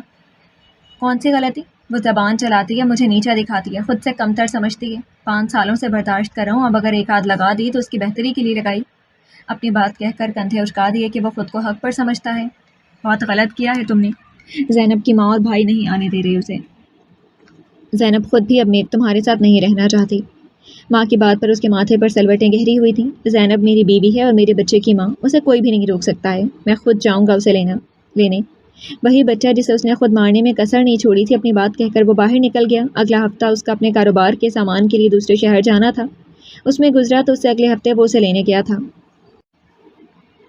زینب کا موبائل تو حذیفہ کے گھر رہ گیا تھا، اس نے نئی سم نکلوا لی تھی، موبائل بھی نیا لیا تھا اور لاگ ان کر لیا تھا اپنے اکاؤنٹ سے۔ اسے آج ہی میل آئی تھی کہ اس کا نام میرٹ لسٹ میں آ گیا تھا، اسے خوشی ہوئی تھی۔ جتنے حبس بھرے اور دکھی دن گزر رہے تھے، بے رونق دنوں میں یہ خوشخبری تھی، اس بات نے اسے خوشی دی تھی۔ امی، خالہ، میرا ایڈمیشن ہو گیا، میرا میرٹ لسٹ میں 4تھے نمبر پر نام آیا ہے۔ وہ امی کے پاس چلی آئی جدھر آج پھر خالہ آئی ہوئی تھی۔ ان کے پاس اپنی ذاتی گاڑی تھی، آج کافی دنوں کے بعد وہ آئی تھی۔ واو، دیٹس گریٹ زینب، یہ بہت اچھی بات ہے۔ کب سے یونیورسٹی جوائن کر رہی ہو؟ خالہ کی بات پر اس نے امی کی جانب دیکھا، ان کے تاثرات عجیب تھے، انہیں اس کی بات پسند نہیں آئی تھی۔ اسے تعلیم کے پیچھے اس نے اپنی زندگی برباد کرنے کی قسم کھا رکھی تھی۔ اسی کے لیے تو اپنا گھر برباد کر رہی ہے نا؟ کیا مل جائے گا تجھے زینب مزید 4 جماعتیں پڑھ کے؟ اپنا گھر اچھا بھلا بنا بنایا کیوں توڑنے پر تلی ہوئی ہے؟ لوگ کیا کہیں گے؟ زمانہ 100 باتیں کرے گا، مرے ہوئے باپ کو بھی دنیا نہیں بخشے گی زینب۔ تیری بہنیں تو ایسے نہیں ہیں، تو کس پہ چلی گئی ہے؟ امی جذباتی ہو گئی تھیں، اسے ہی کوس رہی تھی، اس کو ذمہ دار ٹھہرا رہی تھی۔ امی، دکھ سے اس نے انہیں پکارا تھا، ان کی اس بات سے شدید تکلیف ہوئی تھی۔ کیا امی؟ بتا کیا چاہتی ہے؟ طلاق لے کر کیا کرے گی؟ بھائیوں پہ بوجھ بننا چاہتی ہے؟ اٹھا لے گی اولاد کی ذمہ داری؟ باپ سے بہتر کون ذمہ داری اٹھائے گا بھلا؟ ماں نے اسے جیسے جھنجھوڑا تھا۔ امی، آپ مجھے ایموشنل بلیک میل کرنا بند کریں، میں آپ سے کہہ چکی ہوں کہ میں آپ پر بوجھ نہیں بنوں گی۔ رہی بات اولاد کی تو میں خود اٹھاؤں گی، آپ پر یا آپ کے بیٹوں پر بوجھ نہیں ڈالوں گی، لیکن میں اب کسی صورت حذیفہ کے ساتھ نہیں جاؤں گی۔ اس نے ماں کی جذباتیت کے جواب میں اپنا فیصلہ سنایا تھا۔ زینب، یہ بہت کٹھن ہوتا ہے اکیلی عورت کے لیے، کس کے سر پہ کرنا چاہتی ہے؟ میری ہڈیوں میں اتنا دم نہیں ہے، بھائیوں کی اپنی ذمہ داریاں ہیں، کون اٹھائے گا ذمہ داری؟ اسے ہر صورت قائل کرنا چاہتی تھی۔ امی، میں خود اٹھاؤں گی، اس نے کہہ دیا تو ماں منہ پر کپڑا رکھے رونے لگیں۔ بھابیاں الگ باتیں بنا رہی تھی کہ ناشکری بن رہی ہے، بنا بنایا گھر چھوڑ رہی ہے۔ خالہ نے اس کے ہاتھ پر ہاتھ رکھتے تسلی دی کہ میں ہوں تمہارے ساتھ۔ بھائی، میں خلا کا کیس فائل کرنا چاہتے ہیں۔ وہ ابھی بھائی سے بات کر ہی رہی تھی کہ حذیفہ بھی وہیں داخل ہوا۔ آج وہ اس سے بات کرنے اور اسے لینے آیا تھا۔ لیکن میں تمہیں طلاق نہیں دینا چاہتا ہوں، میں تمہیں لینے آیا ہوں۔ اس کی آواز نے اچانک ہی زینب پر خوف طاری کر دیا تھا۔ اسے دیکھتے اور اس کی آواز سنتے اسے وہ مار یاد آئی تھی۔ اس کے جسم میں سنسنی سی دوڑ گئی۔ بے ساختہ اس نے خالہ کا ہاتھ تھاما تھا۔ خالہ نے نرمی سے اس کے گرد حصار باندھا تھا۔ میں تمہارے ساتھ نہیں رہنا چاہتی۔ اس نے بات ٹکڑوں میں تقسیم کر کے مکمل کی تھی۔ اس کی حالت سبھی نے غور سے ملاحظہ کی تھی۔ بھابھیوں نے یہ کہہ دیا کہ اب اچھا ڈرامہ کرے گی، لیکن میں تمہیں لینے آیا ہوں۔ کیا یہ کم نہیں ہے کہ میں اپنی غلطی پر شرمندہ ہوں اور تمہیں واپس لے جانا چاہتا ہوں؟ اس کی شکل سے کہیں بھی نہیں لگ رہا تھا کہ وہ اپنی غلطی پر شرمندہ ہے۔ ایک عجیب سی صورتحال بن چکی تھی۔ بھائی ان دونوں کی جانب دیکھ رہے تھے کہ اب یہ کایا کیسے پلٹتی ہے۔ بیٹھو زینب، سکون سے ایک دفعہ بات چیت کر لو اور پھر فیصلہ کرو۔ آسان نہیں ہے یہ طلاق، معاشرے میں سروائیو کرنا مشکل ہوتا ہے۔ بھائی کے کہنے پر وہ ان کا مان رکھنے کو بیٹھ گئی، لیکن فیصلہ ابھی بھی وہیں کا وہیں تھا۔ گھر چلو۔ حذیفہ کے کہنے پر بھائی نے اس کی جانب دیکھا تھا۔ صبر کرو حذیفہ، پہلے کچھ سوالات کے جوابات دو۔ تم نے اس پر ہاتھ کیوں اٹھایا؟ بھائی کے سوال پر اس نے ایک نظر زینب پر ڈالی تھی۔ آپ نے اس سے پوچھا ہے؟ وہ ان کی بڑے بھائی کی طرح عزت کرتا تھا، اس لیے احترام کا دامن تھامے رکھا۔ اس سے پوچھا ہے یا نہیں؟ تم سے پوچھ رہا ہوں، تم بتاؤ، ہاتھ کیوں اٹھایا تھا اس پر؟ کیا اس نے غلط کام کیا تھا یا تمہارا کہا نہیں مانتی تھی؟ کیا ایسا کام کیا کہ تمہیں ہاتھ اٹھانا پڑ گیا اور تم نے اس بے دردی سے مارا کہ میرا باپ اس صدمے سے دنیا ہی چھوڑ گیا؟ بھائی کا لہجہ سنجیدگی اختیار کرتا جا رہا تھا۔ سختی ان کی ہر بات سے جھلک رہی تھی۔ ان کی بیوی کو خوف آیا کہ شاید وہ حذیفہ کو 2 لگا ہی نہ دیں۔ انہیں ٹھنڈا رکھنے کے لیے انہوں نے ان کا ہاتھ دبایا تھا اور چھوٹے بھائی کو بھی بھائی کا ساتھ دینے کو کہا تھا۔ چلیں بھائی، آپ اس بات کو چھوڑیں، وجہ جو بھی تھی میں ابھی سے لینے آیا ہوں، آپ اسے میرے ساتھ بھیج دیں۔ ان کی بات پر زینب اٹھ کر اندر چلی گئی تھی۔ بھائی نے بغور اسے جاتے دیکھا تھا، جو بات ایسے کر رہا تھا جیسے وہ کہے گا اور بھائی اس کے ساتھ بھیج دیں گے۔ امی نے پریشانی سے زینب کو جاتے دیکھا۔ حذیفہ، ایسا نہیں ہو سکتا، جب تک تم مجھے گارنٹی نہیں دو گے تم اب کسی بھی قسم کے تعلقات نہیں رکھو گے اور اس پر مزید ہاتھ نہیں اٹھاؤ گے تو ہم زینب کو راضی کرنے کی کوشش کر سکتے ہیں، ورنہ جو بھی زینب کا فیصلہ ہوگا تمہیں قبول کرنا ہوگا۔ انہوں نے در پردہ اس کے تعلقات کی نوعیت پر بات کی تھی۔ تاہم بھائی کی بات پر وہ بیٹھے سے اٹھ کھڑا ہوا۔ ٹھیک ہے، اگر آپ سیدھے طریقے سے نہیں ماننا چاہتے تو ٹھیک ہے، لیکن بتا دے اپنی بہن کو کہ میں اسے کسی صورت طلاق نہیں دوں گا۔ دھمکی دے کر وہ وہاں سے چلا گیا۔ پیچھے سب ایک دوسرے کا منہ دیکھ کر رہ گئے تھے۔ خالہ، میں آپ کے پاس کچھ عرصہ رک سکتی ہوں؟ حذیفہ کے جانے کے بعد کسی نے اس سے بات نہیں کی تھی۔ خالہ نے آج واپس جانا تھا مگر رک گئی تھی۔ خالہ اس کے پاس آئیں تو اسے جاگتے پایا تھا۔ اس کے سامنے لیپ ٹاپ کھلا پڑا تھا۔ میری جان، تم میرے پاس رک سکتی ہو، پوچھ کیوں رہی ہو؟ جب چاہو تو میرے پاس آ سکتی ہو، بلکہ جب تم پیدا ہوئی تھی تبھی میں نے تمہاری ماں سے تمہیں مانگا تھا، مگر تمہاری ماں نہیں مانی تھی۔ خالہ نے نرمی سے اس کے پاس جگہ بناتے ہوئے اسے لیٹنے میں مدد دی تھی، پھر اس کے بالوں میں ہاتھ پھیرتے اسے ریلیکس کرنے کی کوشش کی تھی۔ خالہ، میں یہاں سے نکلنا چاہتی ہوں، میں تھک گئی ہوں خالہ۔ اس نے ان کی چادر آنکھوں پہ رکھ لی تھی۔ نمی آہستگی سے اس کی آنکھوں کے کناروں سے نکل رہی تھی۔ وہ جو خود کو کہہ چکی تھی کہ آخری بار وہ رو چکی ہے، اب نہیں روئے گی، لیکن جن کے ساتھ دل وابستہ ہوں ان کے سامنے انسان خود پر قابو نہیں رکھ سکتا ہے۔ میں سن رہی ہوں چندا۔ خالہ نے چادر آنکھوں سے ہٹا کر اس کی آنکھیں صاف کرتے انہیں اسے دلاسا دیا۔ اس کا ماتھا چوما تھا۔ خالہ، میں مضبوط نہیں ہوں، مجھے لگتا ہے میں اس انسان کا مقابلہ نہیں کر سکتی خالہ۔ مجھے رات کو نیند نہیں آتی ہے کہ کہیں وہ پھر سے مجھ پر ہاتھ اٹھائے گا۔ خالہ، مجھے ڈر لگتا ہے۔ اس نے سختی سے خالہ کا ہاتھ تھام رکھا تھا۔ ہر گزرتے لمحے کے ساتھ اس کی گرفت مضبوط ہوتی جا رہی تھی۔ لیکن خالہ، میں اس کے ساتھ نہیں رہ سکتی۔ آپ کو پتہ ہے خالہ، اس نے شادی کی پہلی رات میرے سامنے اپنی دوستوں سے باتیں کی تھیں۔ وہ مجھے جتانا چاہتا تھا کہ وہ کتنا اہم ہے، میرا انتخاب کر کے اس نے مجھ پر کتنا احسان کیا ہے۔ وہ ہر گزرتے دن مجھے جتاتا رہا ہے کہ میں خوش قسمت ہوں کہ وہ میرا شوہر بنا ہے۔ مجھے لگنے لگا تھا خالہ کہ یہ انسان ہی مجھے اچھا کھلا رہا ہے، پلا رہا ہے، لیکن میں تو بھول گئی تھی کہ رزق تو اللہ نے میری قسمت میں لکھا تھا۔ خالہ، اسے تو صرف وسیلہ بنایا تھا، جبکہ وہ مجھے یہ جتاتا رہا کہ اگر وہ مجھ پر سے ہاتھ کھینچ لے تو میں بھوکی مر جاؤں گی۔ چند لمحے گزرے تھے، خاموشی میں کمرے کی جیسے ایک ایک چیز سن رہی ہو۔ کمرے کی دیواروں کے بھی کان بن گئے ہوں، ہر چیز جیسے اس کے دکھ میں شریک ہو۔ خالہ، اس نے میرا موبائل لے کر ہر جگہ سے میرا بائیکاٹ کر دیا، میری سوشل میڈیا ایگزسٹنس ختم کر دی کہ اسے پسند نہیں تھا میری کسی سے دوستی ہو یا مجھ سے کوئی رابطے میں رہے۔ میرے کالج کے گروپس تک ڈیلیٹ کر دیے، مجھے میری دوستوں سے ملنے نہیں دیا، میری مرضی سے کہیں آنے جانے نہیں دیا، جبکہ خود اس نے ہر وہ کام کیا ہے جس سے مجھے روکا۔ لیکن میں امی کے لیے ہر عمل کرتی گئی کہ عورت کو دل مارنا پڑتا ہے، مشقت اٹھانی پڑتی ہے، صبر کرنا پڑتا ہے۔ کتنا صبر خالہ، کتنی مشقت! کیا گھر نبھانا صرف عورت کی ذمہ داری ہے خالہ، مرد کی نہیں؟ وہ مجھ سے چاہتا تھا کہ میں اس کی ہر چیز کا خیال رکھوں، پسند ناپسند، کھانے پینے، پہننے اوڑھنے، لیکن جواب میں خالہ اس رشتے کا احساس کرتے، اس کا مان رکھتے میرا کوئی حق نہیں تھا۔ صرف مخلصی ہی مانگی تھی نا، ہمارے ہاں کے مرد کو یہ بھی قبول نہیں کہ عورت یہ حق بھی مانگے۔ خالہ، کیا میں غلط تھی؟ بتائیں خالہ، میرا مطالبہ غلط تھا؟ آپ کو پتہ ہے میرا پہلا مس کیریج کس وجہ سے ہوا تھا؟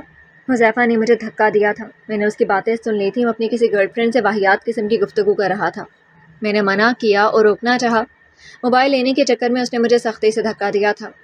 خالہ، وہ میرا پہلا بچہ تھا۔ پہلی اولاد کا دکھ کتنا بڑا ہوتا ہے نا، آپ جانتی ہیں۔ آپ کا بیٹا بھی جب مرا تھا، آپ کس درد سے گزری تھی مجھے تب اندازہ ہوا تھا۔ پھر دوسری بار بھی وجہ وہی بنا تھا، اس کے دیے اسٹریس کی وجہ سے میری دوسری اولاد بھی نہیں بچ سکی تھی۔ وہ اپنی دوستوں کو مہنگے گفٹس، شاپنگ اور ریسٹورانٹ لے کر جاتا تھا خالہ، میں اسے ہر بار روکنے کی کوشش کرتی تھی، کبھی چپ ہو جاتی۔ خالہ، میں اسے ہر بار روکنے کی کوشش کرتی تھی، کبھی چپ ہو جاتی۔ کبھی امی نے مجھے ہر بار صبر کا درس دیا تھا۔ 5 سال میں نے ہر بار ان کا پڑھایا ہوا سبق پڑھا ہے، حتیٰ کہ 2 دفعہ اپنی اولاد کی موت پر، ان کی دنیا میں آنے سے قبل ان کی موت نے کس قدر مجھے اذیت سے دوچار کیا ہے۔ پورا سال میں اٹھ نہیں سکی تھی، کچھ سوچ نہیں سکی، زندگی کیا ہوتی ہے یہ محسوس نہیں کر سکی تھی۔ خالہ، پھر بھی میرا مقدر اس شخص نے یہ بنایا ہے۔ میں تھک گئی ہوں خالہ، میرا باپ میری وجہ سے مرا ہے، یہ بات مجھے اندر ہی اندر کھائے جا رہی ہے۔ بھائیوں پر بوجھ نہیں بننا چاہتی، اپنی اولاد کو اپنے ہاتھوں میں کھلانا چاہتی ہوں۔ امی ناراض ہو رہی ہیں، بھابیاں باتیں بناتی ہیں، سب لوگ مجھے خاموشی کا درس دیتے ہیں اور قصوروار سمجھتے ہیں۔ میں کیا کروں خالہ، جیسے میں بند گلی میں آ کھڑی ہوئی ہوں۔ باتیں کرتے کرتے اس کی آواز ماتم ہوتی گئی تھی۔ خالہ مسلسل اس کے بالوں میں ہاتھ پھیر رہی تھی۔ جب وہ سو چکی تو اس پر کمبل درست کیا تھا اور باہر نکلی تھی۔ ان کا رخ بھانجے کے کمرے کی جانب تھا۔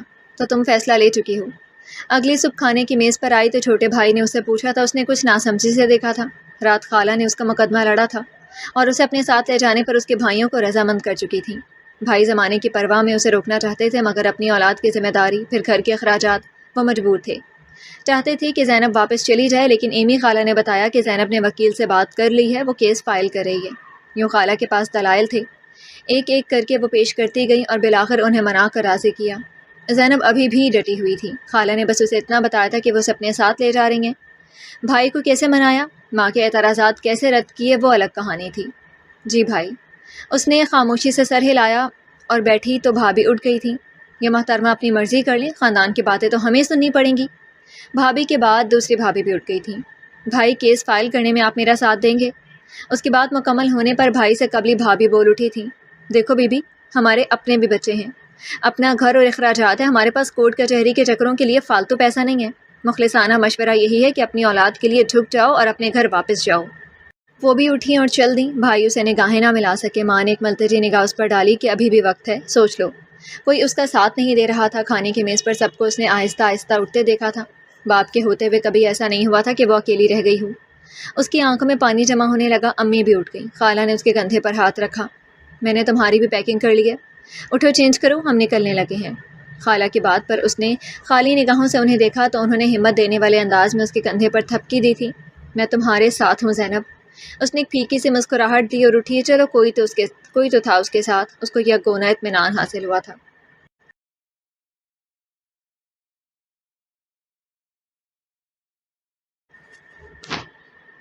باجی، کوئی حذیفہ نامی شخص آپ سے ملنا چاہتا ہے۔ لاہور خالہ کے پاس آتے ہی پہلے تو اس نے یونیورسٹی جوائن کی تھی۔ ایم فل کی کلاسز کے ساتھ ساتھ خالہ اسے اپنے ساتھ بوتیک لے جاتی تھی۔ ان کا اپنا بوتیک بہت اچھا چلتا تھا۔ پھر ساتھ ہی انہوں نے اس کا تفصیلی ڈاکٹر سے چیک اپ کروایا تھا، اور ان سارے کاموں کے بعد پہلی فرصت میں ہی اس کا خلا کا کیس کیا تھا۔ کیس کرنے کے ایک ہفتے بعد ہی اسے حذیفہ نے رابطہ کیا تھا۔ وہ اسے دھمکا رہا تھا، اسے گالیاں دیں، ڈرایا، دھمکایا، لیکن اس نے کسی بھی بات پر کان نہیں دھرا تھا۔ اگلے ہی دن زینب کے ساس سسر خالہ کے گھر آ دھمکے تھے۔ وہ اسے ساتھ لے جانا چاہتے تھے، لیکن خالہ نے شائستگی سے معذرت کر لی تھی۔ آہستہ آہستہ خاندان کے کتنے ہی لوگ آئے تھے، لیکن وہ دونوں خواتین ڈٹی رہی تھیں۔ ایک دن یونیورسٹی جاتے ہوئے زینب کو لگا کہ کوئی اس کا پیچھا کر رہا ہے۔ اس کا پیچھا کر رہا ہے۔ جب مسلسل ایک ہفتہ ایسا ہی ہوا تو خالہ سے ذکر کیا اور اپنے وکیل سے رابطہ کرنے کے بعد خالہ نے اسے سیکیورٹی دلوائی تھی۔ سیکیورٹی ملنے کے بعد اسے پیچھا کرنے والا دوبارہ دکھائی نہیں دیا تھا۔ شاید نہیں، یقیناً وہ حذیفہ تھا۔ جب مسلسل پیشی پر حذیفہ غیر حاضر رہا تو پہلی طلاق ہونے کے بعد وہ ملنے آیا تھا۔ اس کا نام سنتے ہی زینب کو خوف نے آن گھیرا۔ ہمیشہ اسے حذیفہ کا نام خوف زدہ کر دیتا تھا۔ آج اتوار کا دن تھا اور زینب گھر ہی تھی۔ ناشتے کے وقت ملازم کا پیغام ملا تو اس نے خالہ کی جانب دیکھا تھا۔ پریشان مت ہو، تم کمرے میں جاؤ، میں دیکھتی ہوں، خالہ نے اسے کہا تو وہ اپنے قدم گھسیٹتے اٹھ کر کمرے میں چلی آئی تھی۔ ایک دم سے ہی اس کے دل کی رفتار جیسے معمول سے زیادہ ہو گئی تھی، ہاتھ پاؤں جیسے کانپنا شروع ہو گئے تھے۔ چلا گیا وہ؟ تقریباً 1 گھنٹے بعد وہ کمرے سے باہر نکلی تو خالہ سے پوچھا تھا، جو ٹی وی لاؤنج میں کوئی برائیڈل شو دیکھ رہی تھی۔ ہاں چلا گیا ہے۔ تم کیوں ڈر رہی ہو؟ ادھر آؤ۔ خالہ نے اسے اپنے ساتھ بٹھایا اور ٹی وی کی آواز بند کر دی۔ کیا کہہ رہا تھا؟ اس نے خوفزدہ چہرے سے پوچھا تھا۔ مرد کی فطرت ہے کہ ڈرتی ہوئی عورت کو اور ڈرانا۔ وہ جانتا ہے کہ تم اس سے ڈرتی ہو، اسی لیے وہ اور ڈرائے گا۔ تم اسے ڈرنا چھوڑ دو۔ جب ڈرنا چھوڑ دو گی تو تمہارے لیے اسے سمجھنا آسان ہو جائے گا۔ ابھی پوری زندگی پڑی ہے گزارنے کو۔ جو فیصلہ کیا ہے نا، اس کے لیے یہ ڈر رکاوٹ ہے۔ میری جان، پہاڑ جتنا حوصلہ رکھو اور اپنے لیے، اپنی اولاد کے لیے سب کو قبول کرو۔ کل کو اولاد کے لیے تمہیں ان سارے ڈر کو کہیں پھینک آنا ہوگا، تبھی اس ظالم دنیا میں سروائیو کر سکو گی، ورنہ ڈرے ہوئے لوگوں کا یہ دنیا کے لوگ بہت برا حال کرتے ہیں۔ نرمی سے اس کا ہاتھ تھام کر انہوں نے آہستگی سے باتیں کہی تھی۔ خالہ، کیسے نہ ڈروں؟ میرے پیچھے کھڑے ہونے والا کوئی مرد نہیں ہے، کوئی جو اسے آنکھیں دکھائے کہ اگر اب وہ مجھے ڈرائے دھمکائے گا تو میرے حق میں کوئی تو ہو بولنے والا۔ میرے تو بھائی بھی نہیں بولے۔ آپ کے یہاں آنے سے تو ان کے سر سے جیسے بوجھ اتر گیا ہو۔ دکھ سے اس نے کہا تھا۔ اس کی باتیں تھیں تو سچ پر ہی مبنی، لیکن انہوں نے نرمی سے اس کا چہرہ اوپر اٹھایا تھا۔ میں ہوں تیرے ساتھ زینب، میرے ساتھ بھی کوئی مرد نہیں کھڑا ہوا تھا، لیکن دیکھو 14 سال ہو گئے ہیں، شوہر کے بعد، بیٹے کو کھونے کے بعد بھی ڈٹ کر کھڑی ہوں۔ صرف حوصلہ چاہیے، سبب اللہ بنا دیتا ہے۔ میرے ساتھ کوئی نہیں تھا مگر میں ہوں تیرے ساتھ۔ جب ایک عورت کے ساتھ کھڑی ہوتی ہے تو کوئی بھی اس کا کچھ نہیں بگاڑ سکتا۔ تیری خالہ تیرے ساتھ ہے زینب۔ خالہ کی بات پر اس نے ان کا ہاتھ چوما تھا۔ خالہ نے اس وقت اس کا ساتھ دیا تھا جب اپنے گھر میں کوئی بھی اس کا ساتھ دینے کو تیار نہیں تھا۔ میں بھی تمہارے ساتھ ہوں۔ تم اس سب سے نکل کر ایک مضبوط عورت بن کر دکھاؤ گی، ایک مثال بنو گی ہمارے لیے، ہماری لڑکیوں کے لیے جو ایک ٹاکسک رشتے کے بیچ میں اپنی عمر گزار دیتی ہیں۔ اچانک ہی ڈرامائی انداز میں امی کی آواز پر دونوں نے چونک کر دیکھا تھا۔ امی نے تو جیسے سرپرائز دیا تھا۔ دونوں کی آنکھیں حیرت سے کھل گئی تھیں۔ آپا، امی، زینب اٹھی اور ان کے گلے لگی تھی۔ میں نے آپ کو بہت مس کیا، میں نے آپ کو بہت انتظار کیا۔ ماں نے اس کا سر چوما اور ہاتھ چومے، پھر اسے دوبارہ گلے لگایا۔ بہن نے انہیں بیٹھنے کو جگہ دی۔ کوئی شکوہ شکایت نہیں ہوئی تھی۔ اب ان کے لیے یہی ضروری تھا کہ وہ اس کے ساتھ تھیں۔ میں تمہارے ساتھ ہوں، کوئی تمہاری طرف آنکھ اٹھا کر بھی دیکھنے کی کوشش کرے گا تو میں اس کی آنکھیں نوچ لوں گی۔ ان کی بات پر زینب نے ان کا ہاتھ چوما تھا۔ تھینک یو امی، وہ جذباتی ہو گئی۔ ماں نے نم آنکھوں سے دیکھا۔ کتنا غلط کیا تھا انہوں نے، جب انہیں بیٹی کا ساتھ دینا چاہیے تھا تب انہوں نے اسے صبر و برداشت کے درس دیے تھے۔ گزرے 3 ماہ میں انہوں نے 100 تعویلیں دی تھی خود کو، بیٹوں کو، لیکن جب تجزیہ کیا، خود سوچا تو انہیں احساس ہوا کہ وہ غلط تھیں، ان کی سوچ غلط تھی۔ بیٹی کو ظلم برداشت کرنے پر خود ہی مجبور کرتی رہی تھی۔ احساس تو عرصے سے ہو رہا تھا، لیکن آخری مہر ملازمہ کی باتوں نے لگائی تھی جب اس نے ذکر کیا کہ ملازمہ کی بیٹی کا شوہر غلط مزاج کا ہے، اسے مارتا تھا، اس کے علاوہ اور عورتوں سے تعلق بھی رکھتا تھا، مگر اس کی بیٹی کی عزت نہیں کرتا تھا۔ زبان سے اس سے محبت کا دعوے دار تھا، مگر جب عادت سے مجبور ہو کر مارنے پیٹنے پر آتا تو یہ بھی نہ دیکھنا کہ وہ کس حالت میں ہے۔ بار بار مار کھانے کی وجہ سے وہ اپنے 5 بچے کھو چکی تھی، اور آخر میں 9ویں مہینے میں اس کے شوہر نے اسے اس قدر مارا تھا کہ اس کی جان ہی لے لی۔ ملازمہ کی بیٹی کی کہانی سن کر تو انہیں جیسا لگا انہوں نے زینب کی کہانی سنی ہو۔ اس کے بعد انہوں نے بیٹوں سے ذکر کیا تو انہوں نے لوگ کیا کہیں گے کہہ کر روکنا چاہا، مگر وہ نہیں رکی تھیں اور اپنا بوریا بستر سمیٹا اور بہن کے پاس چلی آئی تھیں۔ اس دن حذیفہ خالہ کو دھمکانے آیا تھا کہ انہوں نے زینب کو اپنے پاس رکھ کر بہت غلط کیا ہے، وہ اس کی بیوی کو ورغلا رہی ہیں۔ خالہ کے جواباً اسے وہاں سے جانے اور زینب کی مدد کرنے پر وہ غصے میں آ گیا تھا اور انہیں دھمکی دے کر گیا تھا۔ اسی وجہ سے وہ ان پر کیس کر چکا تھا، اغوا کا کیس۔ اسی مد میں پولیس خالہ کو بطیق سے اریسٹ کر کے لے گئی تھی۔ وہ تو زینب کو فوراً پتہ چلا اور اس نے جا کر گواہی دی تھی، تب خالہ کو رہائی ملی تھی۔ اس عمل کی وجہ سے خالہ کو بھی اور زینب کو بھی خاندان کی طرف سے 100 گالیاں کھانے کو ملی تھی کہ خالہ کیسے زینب کا گھر برباد کرنے پر تلی ہوئی ہیں۔ وہ انہیں عیاش عورتیں کہہ کر مخاطب کر رہے تھے، لیکن خالہ نے اس کی ہمت بندھائی تھی اور اسے اپنی تعلیم جاری رکھنے کا کہا تھا۔ اسی اثنا میں اس کا کیس بھی ختم ہو چکا تھا، چونکہ زینب کا کیس مضبوط تھا، اس لیے اس کے حق میں فیصلہ ہوا اور اس کی ڈیلیوری کے 1 ہفتے بعد ہی اسے طلاق ہو گئی تھی۔ اس نے ایک خوبصورت سے بیٹی کو جنم دیا تھا۔ حذیفہ کو بیٹے کی خبر کہیں سے ملی تو وہ اس سے ملنا چاہتا تھا اور اسے لینا چاہتا تھا۔ وہ جو زینب کے حق میں کیس کا سن کر پاگل ہوا بیٹھا تھا، اب ہر حال میں اپنا بیٹا لینا چاہتا تھا۔ زینب الگ پریشان تھی، خالہ اور امی بھی اب کی بار پریشان تھیں۔ اسی اثنا میں انہوں نے فیصلہ کیا تھا کہ وہ زینب کو ملک سے باہر بھجوا دیں گے، لیکن زینب انکاری تھی۔ سوری خالہ، میں کہیں نہیں جاؤں گی، میں نے جتنا بھاگنا تھا بھاگ لیا، اب اور نہیں۔ میں یہیں رہ کر نہ صرف اپنی پڑھائی مکمل کروں گی بلکہ میں اسے یہ بن کر دکھاؤں گی کہ میرے خوابوں کے بیچ کوئی بھی نہیں آئے گا۔ میرا اب اس کے ساتھ کوئی تعلق نہیں ہے اور میں اس سے نہیں ڈروں گی۔ امی اور خالہ خاموشی اختیار کر گئی تھیں۔ اوپر سے اس کے حق میں اچھا ہوا کہ انہیں خبر ملی کہ حذیفہ کا اس کی خالہ زاد کے ساتھ نکاح ہو گیا ہے۔ اچھا ہی ہوا تھا جو پہلے اسے ڈراتا دھمکاتا تھا، اب وہ اس سے مکمل باز تو نہیں آیا تھا، مگر پیچھے ضرور ہٹ گیا تھا۔ زینب نے اور خالہ نے ملک تو نہیں، البتہ اپنا ٹھکانہ ضرور بدل لیا تھا۔ اپنا بوتیک بھی انہوں نے بیچ دیا تھا۔ وہ کہاں گئی تھیں، کدھر گئی تھیں، یہ انہوں نے اب زینب کے بھائیوں کو بھی نہیں بتایا تھا، جنہیں ویسے بھی ان کی بیویاں کم ہی ملنے یا بات کرنے دیتی تھیں۔ اب تو رابطہ بالکل ہی منقطع ہو گیا تھا، لیکن زینب کی والدہ بیٹوں سے رابطے میں تھیں اور ان سے ملتے جلتے بھی تھیں۔ آج پہلے ہی دن میرے بیٹے محمد حسن کو سٹار ملا ہے، ماشاءاللہ، دیکھیں نانو، ہمیں آج سٹار دیے ٹیچر نے۔ اس کی کاپیاں نکال کر چیک کرتے زینب نے اسے شاباش دی اور حوصلہ افزائی کی تھی، ساتھ ہی ماں اور خالہ کو دکھایا تھا۔ ارے واہ، ماشاءاللہ، یہ تو بہت ہی قابل ہے، آپ کو تو انعام ملنا چاہیے۔ نانو نے پیار کیا تھا اور اسے چاکلیٹ نکال کر دی تھی۔ اب آپ جاؤ فٹافٹ یونیفارم تبدیل کرو، ماما نے اپنے بیٹے کے لیے پسند کا کھانا بنایا ہے۔ اس نے حسن کو ملازمہ کے ساتھ بھیجا تھا اور خود اٹھ کر کچن کی جانب جانے لگی تھی جب امی کی بات پر رکی تھی۔ حذیفہ کے ہاں چوتھی بیٹی ہوئی ہے۔ انہوں نے خدشے کے تحت کہا تھا کہ کہیں حذیفہ جو اب خاموش بیٹھ گیا تھا کہیں اپنا بیٹا ہی مانگنے نہ آ جائے۔ ماں کا خدشہ زینب نے بھی محسوس کیا تھا، مگر کلیجے کو جیسے تھام لیا۔ ایسا نہیں ہوگا، محمد حسن صرف اس کا بیٹا ہے اور کوئی بھی اسے نہیں لے سکتا۔ ماشاءاللہ، اللہ قسمت اچھی کرے سب کی، کہہ کر وہ کچن میں چلی آئی۔ حسن کا کھانا نکالا اور اسے خود کھلایا، اس کے بعد اس کا بیگ پیک کیا اور اپنے ساتھ گاڑی میں رکھا۔ وہ اسے ساتھ لے کر یونیورسٹی جا رہی تھی، جدھر اس کا پی ایچ ڈی کا آخری سال تھا۔ ساتھ ہی وہ ایم فل کی ویکینڈ کلاسز کو پڑھاتی تھی۔ اس کی پڑھائی ہمیشہ سے شاندار رہی تھی، جو اس نے اتنا کچھ ہونے کے بعد بھی جاری رکھی تھی۔ شروع کے بس 2 سال وہ خالہ پر بوجھ بنی رہی تھی، مگر اس کے بعد اس نے جیسے ہی ایم فل مکمل ہوا، کالج میں بچوں کو پڑھانا شروع کر دیا تھا۔ وہ مزید اپنا اور اپنی اولاد کا بوجھ کسی پر نہیں ڈالنا چاہتی تھی، اسی کے پیش نظر اپنا خرچہ خود اٹھاتی تھی۔ ساتھ ہی پی ایچ ڈی بھی چل رہی تھی۔ پہلے بھی خالہ کے ساتھ بوتیک میں ہاتھ بٹاتی رہی تھی، جو انہوں نے دوسرے شہر بھی جا کر نیا شروع کیا تھا۔ اب پی ایچ ڈی مکمل ہونے والی تھی اور وہ پہلے اپنی کلاسز لیتی، پھر گھر آتی، حسن کو ساتھ لیتی اور پھر پڑھاتی کہ حسن کو اپنے ساتھ رکھتی تھی۔ زینب، اب تم بھی شادی کر لو۔ امی اسے یہ مشورہ بہت بار دے چکی تھی، باتوں باتوں میں بھائیوں نے بھی دوبارہ شادی کا کہا تھا، مگر اس نے سختی سے انکار کیا تھا۔ لیکن ماں پھر بھی اسے کہنے سے باز نہیں آتی تھی۔ ماں ہونے کے ناطے وہ یہ چاہتی تھی کہ کوئی اس کا سہارا بنے گا اور اس کا بھی اپنا گھر بار ہو جائے گا۔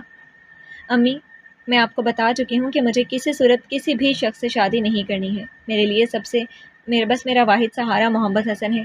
مجھے کسی بھی اور مرد کا سہارا نہیں چاہیے. رات کا کھانا بناتے اس نے ایک نگاہ خالہ کو حسن کے ساتھ گیمز کھیلتے دیکھ کر کہا تھا،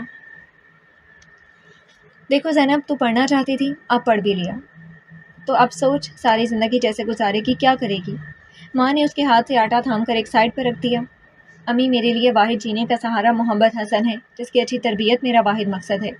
میں اسے عام مرد نہیں بنانا چاہتی، میں اسے ایک اچھا انسان بنانا چاہتی ہوں.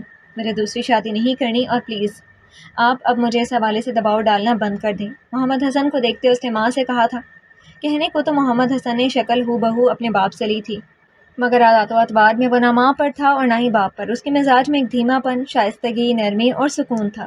وہ تحمل مزاج بچہ تھا جو اپنی عمر کے بچوں سے کہیں زیادہ ذہین اور سمجھدار تھا. زینب شکر ادا کرتے تھکتی کہ اللہ نے اس کی دعاؤں کا ثمر دیا ہے. وہ ہر روز ہر نماز میں دعا کرتی تھی کہ اللہ اسے اپنے بیٹے کی اچھی تربیت کرنے والی ماں بنائے. تمہیں نہیں لگتا کہ تم نے گھاٹے کا سودا کیا ہے؟ اسی ہفتے کے آخر میں محمد حسن کی سالگرہ تھی. وہ اس کے لیے گفٹس لینے آئی تھی کہ امی کے ساتھ شاپنگ کرتے نہ جانے کیسے اسے حذیفہ نے دیکھ لیا. پہلے کی طرح اسے دیکھ کر نہ وہ ڈری تھی اور نہ ہی خوفزدہ ہوئی تھی. امی البتہ بہت پریشان ہو گئی تھی. میرے ساتھ رہتی تو کم از کم تمہیں یہ گھٹیا شاپنگ تو نہ کرنی پڑتی میرے بیٹے کے لیے. اس کے ساتھ شاید اس کی بیوی بھی تھی جو اسے کسی اور سے باتیں کرتے دیکھ کر غصے سے لال پیلی ہو رہی تھی. چلو جتنا مرضی چپ کا روزہ رکھنا ہے رکھ لو، بس 1-2 دن میں تمہیں سرپرائز ملنے والا ہے. اسے مسلسل خاموش پا کر، شاپ کیپر کی جانب متوجہ پا کر حذیفہ اپنی بات کر کے چلا گیا تھا، جبکہ زینب کا دل انجانے خوف سے لرز رہا تھا. پتہ نہیں اب وہ کیا کرے گا. کورٹ سے نوٹس آیا ہے. حذیفہ نے حسن کی کسٹڈی کا کیس کر دیا. اس دن گھر آ کر سوچتے سوچتے زینب کو اندازہ ہو گیا تھا کہ وہ کچھ ایسا کرے گا، اس لیے اس نے پہلے ہی تیاری کر رکھی تھی. ہائے اللہ، کیا ہوگا؟ زینب، وہ کیا چاہتا ہے؟ اب اللہ نے اسے اولاد دی ہے تو تیرے پاس تو تیری رہنے دے. امی جذباتی ہو رہی تھی اور انہوں نے بھائی سے بات کرنے کا بھی کہا تھا جو چاچو سے بات کرتے اور حذیفہ کو اس قدم سے روکتے. آپ پریشان نہیں ہوں، میں وکیل سے بات کر چکی ہوں. محمد حسن میرے پاس ہی رہے گا. وہ کل پورے 8 سال کا ہو گیا تھا، اسی لیے حذیفہ نے اتنے سال انتظار کیا تھا. جب وہ مکمل اختیار رکھتا اپنے بیٹے پر، 7 سال کے بعد بیٹے کی کسٹڈی باپ کو مل جاتی ہے. اس کا خیال ہے کہ وہ مجھ سے حسن کو لے لے گا. لیکن امی، میں اپنے بیٹے کی اچھی تربیت کر سکتی ہوں. میرا کردار اسے مجھے دلائے گا. میں اس پر کبھی بھی کیچڑ نہیں اچھالنا چاہتی تھی، لیکن کورٹ میں مجھے حسن کو لینے کے لیے یہ ثابت کرنا ہوگا کہ وہ کیسے کردار کا حامل رہا ہے. میرے لیے پھر یہ کیس جیتنا آسان ہوگا، کیونکہ ویسے بھی وہ دوسری شادی کر چکا ہے اور اس کے اپنے بچے بھی ہیں، تو کسی نہ کسی حد تک کیس میرے ہی حق میں ہے. وہ مجھے ابھی تک وہی خوفزدہ زینب سمجھتا ہے جس پر اس نے اپنی جاگیر چلائی تھی، لیکن میں وہ زینب نہیں ہوں. میں ایک بیٹے کی ماں ہوں اور میں اپنے بیٹے کی کسٹڈی لینے کے لیے ہر ممکن کوشش کروں گی. خالہ نے بھی ان کو سمجھایا تھا اور اوپر سے زینب نے بھی خود ماں کو حوصلہ دیا تھا. زینب کے بھائی جب آہستہ آہستہ اس کے اسٹیٹس کی وجہ سے اس سے ملنا شروع ہو گئے تھے. اب وہ یونیورسٹی کی پروفیسر تھی تو اس کے خاندان کے لوگ اس سے ملنا اعزاز سمجھتے تھے. جنہوں نے اسے باتیں کی تھی اور اسے ہی غلط ٹھہرایا تھا. اب کسٹوڈیل کیس پر بھی بھائیوں نے اس کا ساتھ دیا تھا اور حذیفہ کس کردار کا حامل ہے اس کے ثبوت اس کی وکیل کو دیے تھے. پورے 1 سال یہ کیس چلتا رہا تھا اور جس دن محمد حسن 8 سال کا ہوا اس دن باقاعدہ قانونی طور پر زینب کو حذیفہ کی کسٹڈی مل گئی تھی. کورٹ نے فیصلہ کیا تھا کہ جب تک محمد حسن 18 سال کا نہیں ہو جاتا ہے وہ ماں کے پاس ہی رہے گا. پورا 1 سال زینب نے سولی پر لٹکا کر گزارا تھا، لیکن 1 سال کے بعد اس نے شکر کے سجدے ادا کیے تھے. اس نے جتنا سفر کیا تھا یہ وہی جانتی تھی. اس دوران امی جی کی بے وفات ہو گئی تھی، لیکن اس نے صبر کا دامن ہاتھ سے نہیں چھوڑا تھا. محمد حسن، یہ آپ کے بابا ہیں. کورٹ کے لیے کے کہے کے مطابق ہر ہفتے میں وہ اپنے بیٹے سے ملنے کا حق رکھتا تھا اور زینب نے اسے یہ حق استعمال کرنے دیا تھا. حذیفہ کورٹ کے فیصلے پر بلبلایا تو تھا، لیکن سختی سے کورٹ کی جانب سے تاکید تھی جس کے وہ خلاف ورزی نہیں کر سکتا تھا. زینب خود اپنے بیٹے کو اسے ملانے لے کر جاتی تھی. 8 سال کی عمر میں اس نے اسے بتا دیا تھا کہ اس کے والدین ایک ساتھ نہیں رہ سکتے ہیں. جیسے دنیا میں بہت سارے والدین ایک ساتھ نہیں رہتے، بالکل اسی طرح اس کے والدین کی بے علیحدگی ہو چکی ہے تو اسے یہ قبول کرنا ہے. باپ کیسا ہے اور کیوں علیحدہ ہوئی تھی؟ اس نے اس بارے میں کچھ بھی نہیں بتایا تھا کہ بچوں کے لیے باپ صرف باپ ہوتا ہے. وہ اس سے یہ حق نہیں چھیننا چاہتی تھی. جب بھی حسن اپنے باپ سے مل کر آتا تو اسے خدشہ ہوتا کہ وہ زینب کے خلاف ورغلائے نہ، لیکن شاید حسن خود سمجھدار تھا، وہ ایسی کوئی بھی بات نہیں کرتا تھا. پہلے کچھ ہفتے وہ اس کے ساتھ ہی جاتی تھی، پھر اس نے الگ سے بھیجنا شروع کر دیا کہ اب وہ بڑا ہو رہا ہے، چیزوں کو خود سمجھنا سیکھے. خود ماں سے سوال کرے گا تو ماں اسے سمجھا دے گی، جواب دے گی. ایسا ہی ہوا تھا. اس نے پوچھا تھا کیا بابا کے ساتھ کیوں نہیں رہتی، یا آپ نے الگ ہونے کا فیصلہ کیوں نہیں کیا، باپ اس کو اچھا کیوں نہیں لگا تھا. یہ سوال باپ نے اس 11 سالہ بچے سے کیے تھے جب زینب اس حوالے سے مطمئن ہو گئی تھی کہ اب اسے حسن کے حوالے سے ایسا کچھ سننے کو نہیں ملے گا. ادھر بیٹھو حسن، میں آج آپ کو پہلی اور آخری دفعہ بتاؤں گی، آپ نے اچھے سے سمجھ لینا ہے. آپ کے بابا اور میری علیحدگی ہو چکی ہے. علیحدگی کی کیا وجوہات تھیں؟ ان میں سے صرف میں آپ کو یہی بتاؤں گی کہ میری اور ان کی نہیں بن سکی۔ کیوں نہیں بن سکی؟ جب آپ بڑے ہو گئے تو آپ کو خود معلوم ہو جائے گا۔ آپ اپنے بابا کے پاس جانا چاہتے ہو تو چلے جاؤ، کیونکہ وہ آپ کے باپ ہیں، آپ سے محبت کرتے ہیں، اور جتنی محبت وہ آپ سے کرتے ہیں شاید میں نہ کر سکوں، لیکن جو محبت میں آپ سے کرتی ہوں وہ آپ سے نہیں کر سکتے، کیونکہ آپ میری اکلوتی اولاد ہو۔ اس لیے میں چاہتی ہوں کہ آپ میرے ساتھ رہو، لیکن اگر آپ جانا چاہو گے تو میں روکوں گی بھی نہیں، کیونکہ میرے لیے میری خواہش سے بڑھ کر آپ اہم ہو، آپ کی رائے اہم ہے۔ اگر آپ اپنی بہنوں کے پاس جانا چاہتے ہو تو جاؤ، ان کے ساتھ رہو، لیکن پلٹ کر میرے پاس ہی آؤ، کیونکہ میں نے آپ کے لیے یہ سارا سفر طے کیا ہے۔ آپ کے بنا میری منزل ادھوری ہے۔ میرا کردار کیسا ہے میں اس کی گواہی کسی کو نہیں دوں گی، آپ کو بھی نہیں۔ آپ کے والد آپ سے جو بھی کہیں گے، لیکن آپ نے میری اور ان کی باتوں پر ہمیں جج نہیں کرنا ہے۔ آپ نے خود سمجھنا ہے کہ آپ کے والدین آپ کے حق میں کیسے ہیں، ہمارے ایک دوسرے کے ساتھ کیا معاملات تھے یا ہیں، یہ ہمیں ہی حل کرنے دو تو بہتر رہے گا۔ اس لیے آئندہ آپ مجھ سے اپنے باپ سے متعلق میری بات نہیں کرو گے۔ وہ آپ کا اور آپ کے بابا کا وقت ہوتا ہے، اس دوران آپ کی باتیں ہونی چاہیے، نہ کہ کسی تیسرے فرد کی، اوکے؟ اس کے بعد حسن نے کبھی ماں سے سوال جواب نہیں کیا تھا، بلکہ وہ خود مشاہدہ کرتا رہا تھا کہ اس کی ماں کیا کرتی اور کہتی ہے اور باپ کیا کہتا ہے۔ باپ اس سے یہ پوچھتا تھا کہ ماں کسی اور سے شادی تو نہیں کرنا چاہتی، یا ان کے گھر کون کون آتا جاتا ہے۔ اس کی ماں گھر آتی ہے اور جب جاتی ہے وہ دیکھتا تھا کہ ماں صبح یونیورسٹی جاتی ہے اور پھر دوپہر میں واپس آتی ہے، کچھ ریسٹ کرتی ہے اور پھر اسے ہوم ورک کرواتی ہے، ساتھ ہی وہ اس کے لیے خود کھانا بناتی ہے۔ آہستہ آہستہ اس نے باپ کو ان باتوں پر ٹوکنا شروع کر دیا، پھر واضح کہہ دیا کہ وہ ان سے ملنا بند کر دے اگر وہ اس کی ماں کے بارے میں غلط باتیں کریں گے۔ تب وہ 15 سال کا تھا۔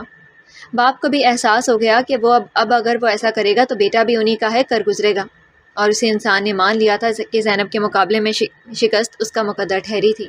بھائی میں وہاں جھولے لے لوں؟ اسے اسکالرشپ ملا تھا جس کے نتیجے میں اس نے اپنی بہنوں کو بھی ٹریٹ دینے کے لیے بلایا تھا۔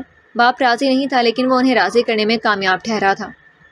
اپنی چاروں بہنوں کو وہ ساتھ لے آیا تھا اور اپنے گھر لایا تو ماں سے پوچھے بغیر ہی لے آیا تھا۔ اسے یقین تھا کہ ماں کچھ نہیں کہیں گے، اور ایسا ہی ہوا تھا، بلکہ انہیں خوشی ہوئی تھی۔ ساتھ ہی انہوں نے اسے خود انہیں شاپنگ کروانے اور گھمانے کو کہا تھا۔ بچوں نے اسے بھی ساتھ آنے کو کہا، لیکن تھکاوٹ کا کہہ کر منع کر دیا کہ وہ انہیں اپنی بھائی کے ساتھ وقت گزارنے کا موقع دینا چاہتی تھی۔ انہیں جب باہر لے کر گیا تو سب سے چھوٹی منہا نے اسے ہر جھولے پر جانے کے لیے اجازت چاہتی تھی۔ باقی بھی کچھ جھجک رہی تھی کہ شاید وہ انہیں ڈانٹ نہ دے۔ اسے لگ رہا تھا کہ گھر میں انہیں کس قدر ڈر والا ماحول دیا جاتا رہا ہے۔ آپ نے جس جھولے پر جھولنا ہے آپ جھولو، بس دھیان رکھنا گمنا نہیں ہے، نرمی سے کہا تو وہ بھاگتی ہوئی اپنے من پسند جھولوں پر چلی آئی۔ بھائی آپ کو برا تو نہیں لگے گا ہم ایسے باہر گھوم رہے ہیں؟ سب سے بڑی فائزہ نے جھجکتے پوچھا، وہ اس سے 2 سال ہی چھوٹی تھی۔ نہیں فائزہ، مجھے کیوں برا لگے گا؟ آپ کا دل ہے گھومنے کا، آپ گھومو، میں تب تک ایک کال کر لوں۔ آپ پریشان نہیں ہو، میں ادھر ہی ہوں، یہ ممی کا موبائل اپنے پاس رکھو، مجھے کال کر لینا، اوکے؟ میں بس ابھی آتا ہوں۔ بھائی نے نرمی سے بات کی تو اسے حوصلہ ہوا تھا۔ باقی کا وقت انہوں نے اپنی مرضی سے انجوائے کیا تھا، جیسے انہیں پہلی دفعہ گھومنے پھرنے کا موقع ملا ہو۔ کون سی کلاس میں پڑھتی ہو فائزہ؟ رات کے کھانے پر زینب کے سوال پر فائزہ کچھ ہچکی تھی۔ اس نے ایک نگاہ اپنی باقی بہنوں پر ڈالی تھی اور پھر بھائی پر جو منتظر نگاہوں سے دیکھ رہا تھا۔ بھائی نے اس نے کہا تھا کہ وہ آگے پڑھنا چاہتی تھی، وہ اسے یقین دلا چکا تھا کہ ایسا ہی ہوگا۔ بڑی امی میرا میٹرک ہو چکا ہے، ڈرتے ڈرتے اس نے جواب دیا تھا۔ ساتھ ہی چھوٹی بہن کے پلیٹ میں چاول نکالے تھے۔ وہ سمجھدار تھی، جب سے آئی تھی چھوٹی بہنوں کا بھی خیال رکھ رہی تھی۔ آگے کیا پڑھنے کا ارادہ ہے؟ اس کی بات پر اس نے ایک افسردہ نگاہ بھائی پر ڈالی کہ بابا مان جائیں گے نا؟ ممی فائزہ ڈاکٹر بننا چاہتی ہے، آگے وہ میڈیکل پڑھے گی۔ محمد حسن نے اس کا ساتھ دیا تھا، اس کا خود کا میڈیکل کا پہلا سال تھا۔ بہن کے لیے وہ راستے ہموار کرے گا، اسے یہ بیڑا اٹھانا تھا۔ ماں نے اپنے حصے کی جنگ لڑی تھی، اسے بہنوں کے حصے کی بھی لڑنا تھی۔ ماں حوصلہ مند تھی، لیکن بہنوں میں اتنا حوصلہ نہیں تھا کہ وہ اکیلے لڑتی۔ یہ تو بہت اچھی بات ہے، ماشاء اللہ۔ منہا آپ یہ بھی ٹرائی کرو، میں خالہ کو دیکھ کر آتی ہوں۔ زینب نے منہا کی پلیٹ میں چاول ڈالے اور اٹھ کھڑی ہوئی تھی۔ ممی میں بابا کے پاس جانا چاہتا ہوں۔ اس رات زینب کے سامنے حسن سے سوال دراز کیا تھا۔ ایک لمحے کو خوف نے جیسے اسے جکڑ لیا تھا۔ ممی میں آپ کو چھوڑ کر نہیں جا رہا، بس میں چاہتا ہوں کہ اپنی بہنوں کے ساتھ کھڑے ہونے والا بنوں، جیسے آپ کے ساتھ کوئی نہیں تھا اور آپ کو اکیلے اسٹرگل کرنی پڑی ہے، میں نہیں چاہتا کہ انہیں کرنی پڑے۔ اس نے ماں کے دونوں ہاتھ تھامتے ان سے پوچھا تھا۔ ماں مسکرا دی۔ اس کے بغیر مشکل تو تھا، لیکن انہیں یہ قربانی دینی تھی۔ ٹھیک ہے، مجھے بھی ایک پروجیکٹ کے سلسلے میں US جانا ہے، جسے میں تمہاری وجہ سے منع کرنے کا سوچ رہی تھی، تو میں قبول کر لیتی ہوں، کیونکہ تمہارے بغیر گزارا مشکل ہوگا۔ پچھلے سال خالہ کی بھی وفات ہو چکی تھی، اب وہ اکیلی تھی تو گزارا یقیناً مشکل ہونا تھا۔ Thank you mummy. اس نے ماں کے ہاتھ چومے اور ان کی گود میں سر رکھا تھا۔ آپ دنیا کی سب سے اچھی ممی ہیں۔ اب وہ ان کے پاس سے اٹھا رہا تھا۔ زیادہ مسکے نہیں لگاؤ۔ اس نے جو فیصلہ کیا تھا باپ سے ٹکر لینے کا، وہ آسان نہیں تھا لیکن مشکل بھی نہیں تھا۔ اس کے لیے دونوں ماں بیٹے کو قربانی دینا تھا، یہی تو اس نے اپنے بیٹے کو سکھایا تھا، گھر کی عورت کے ساتھ کھڑا ہونے والا۔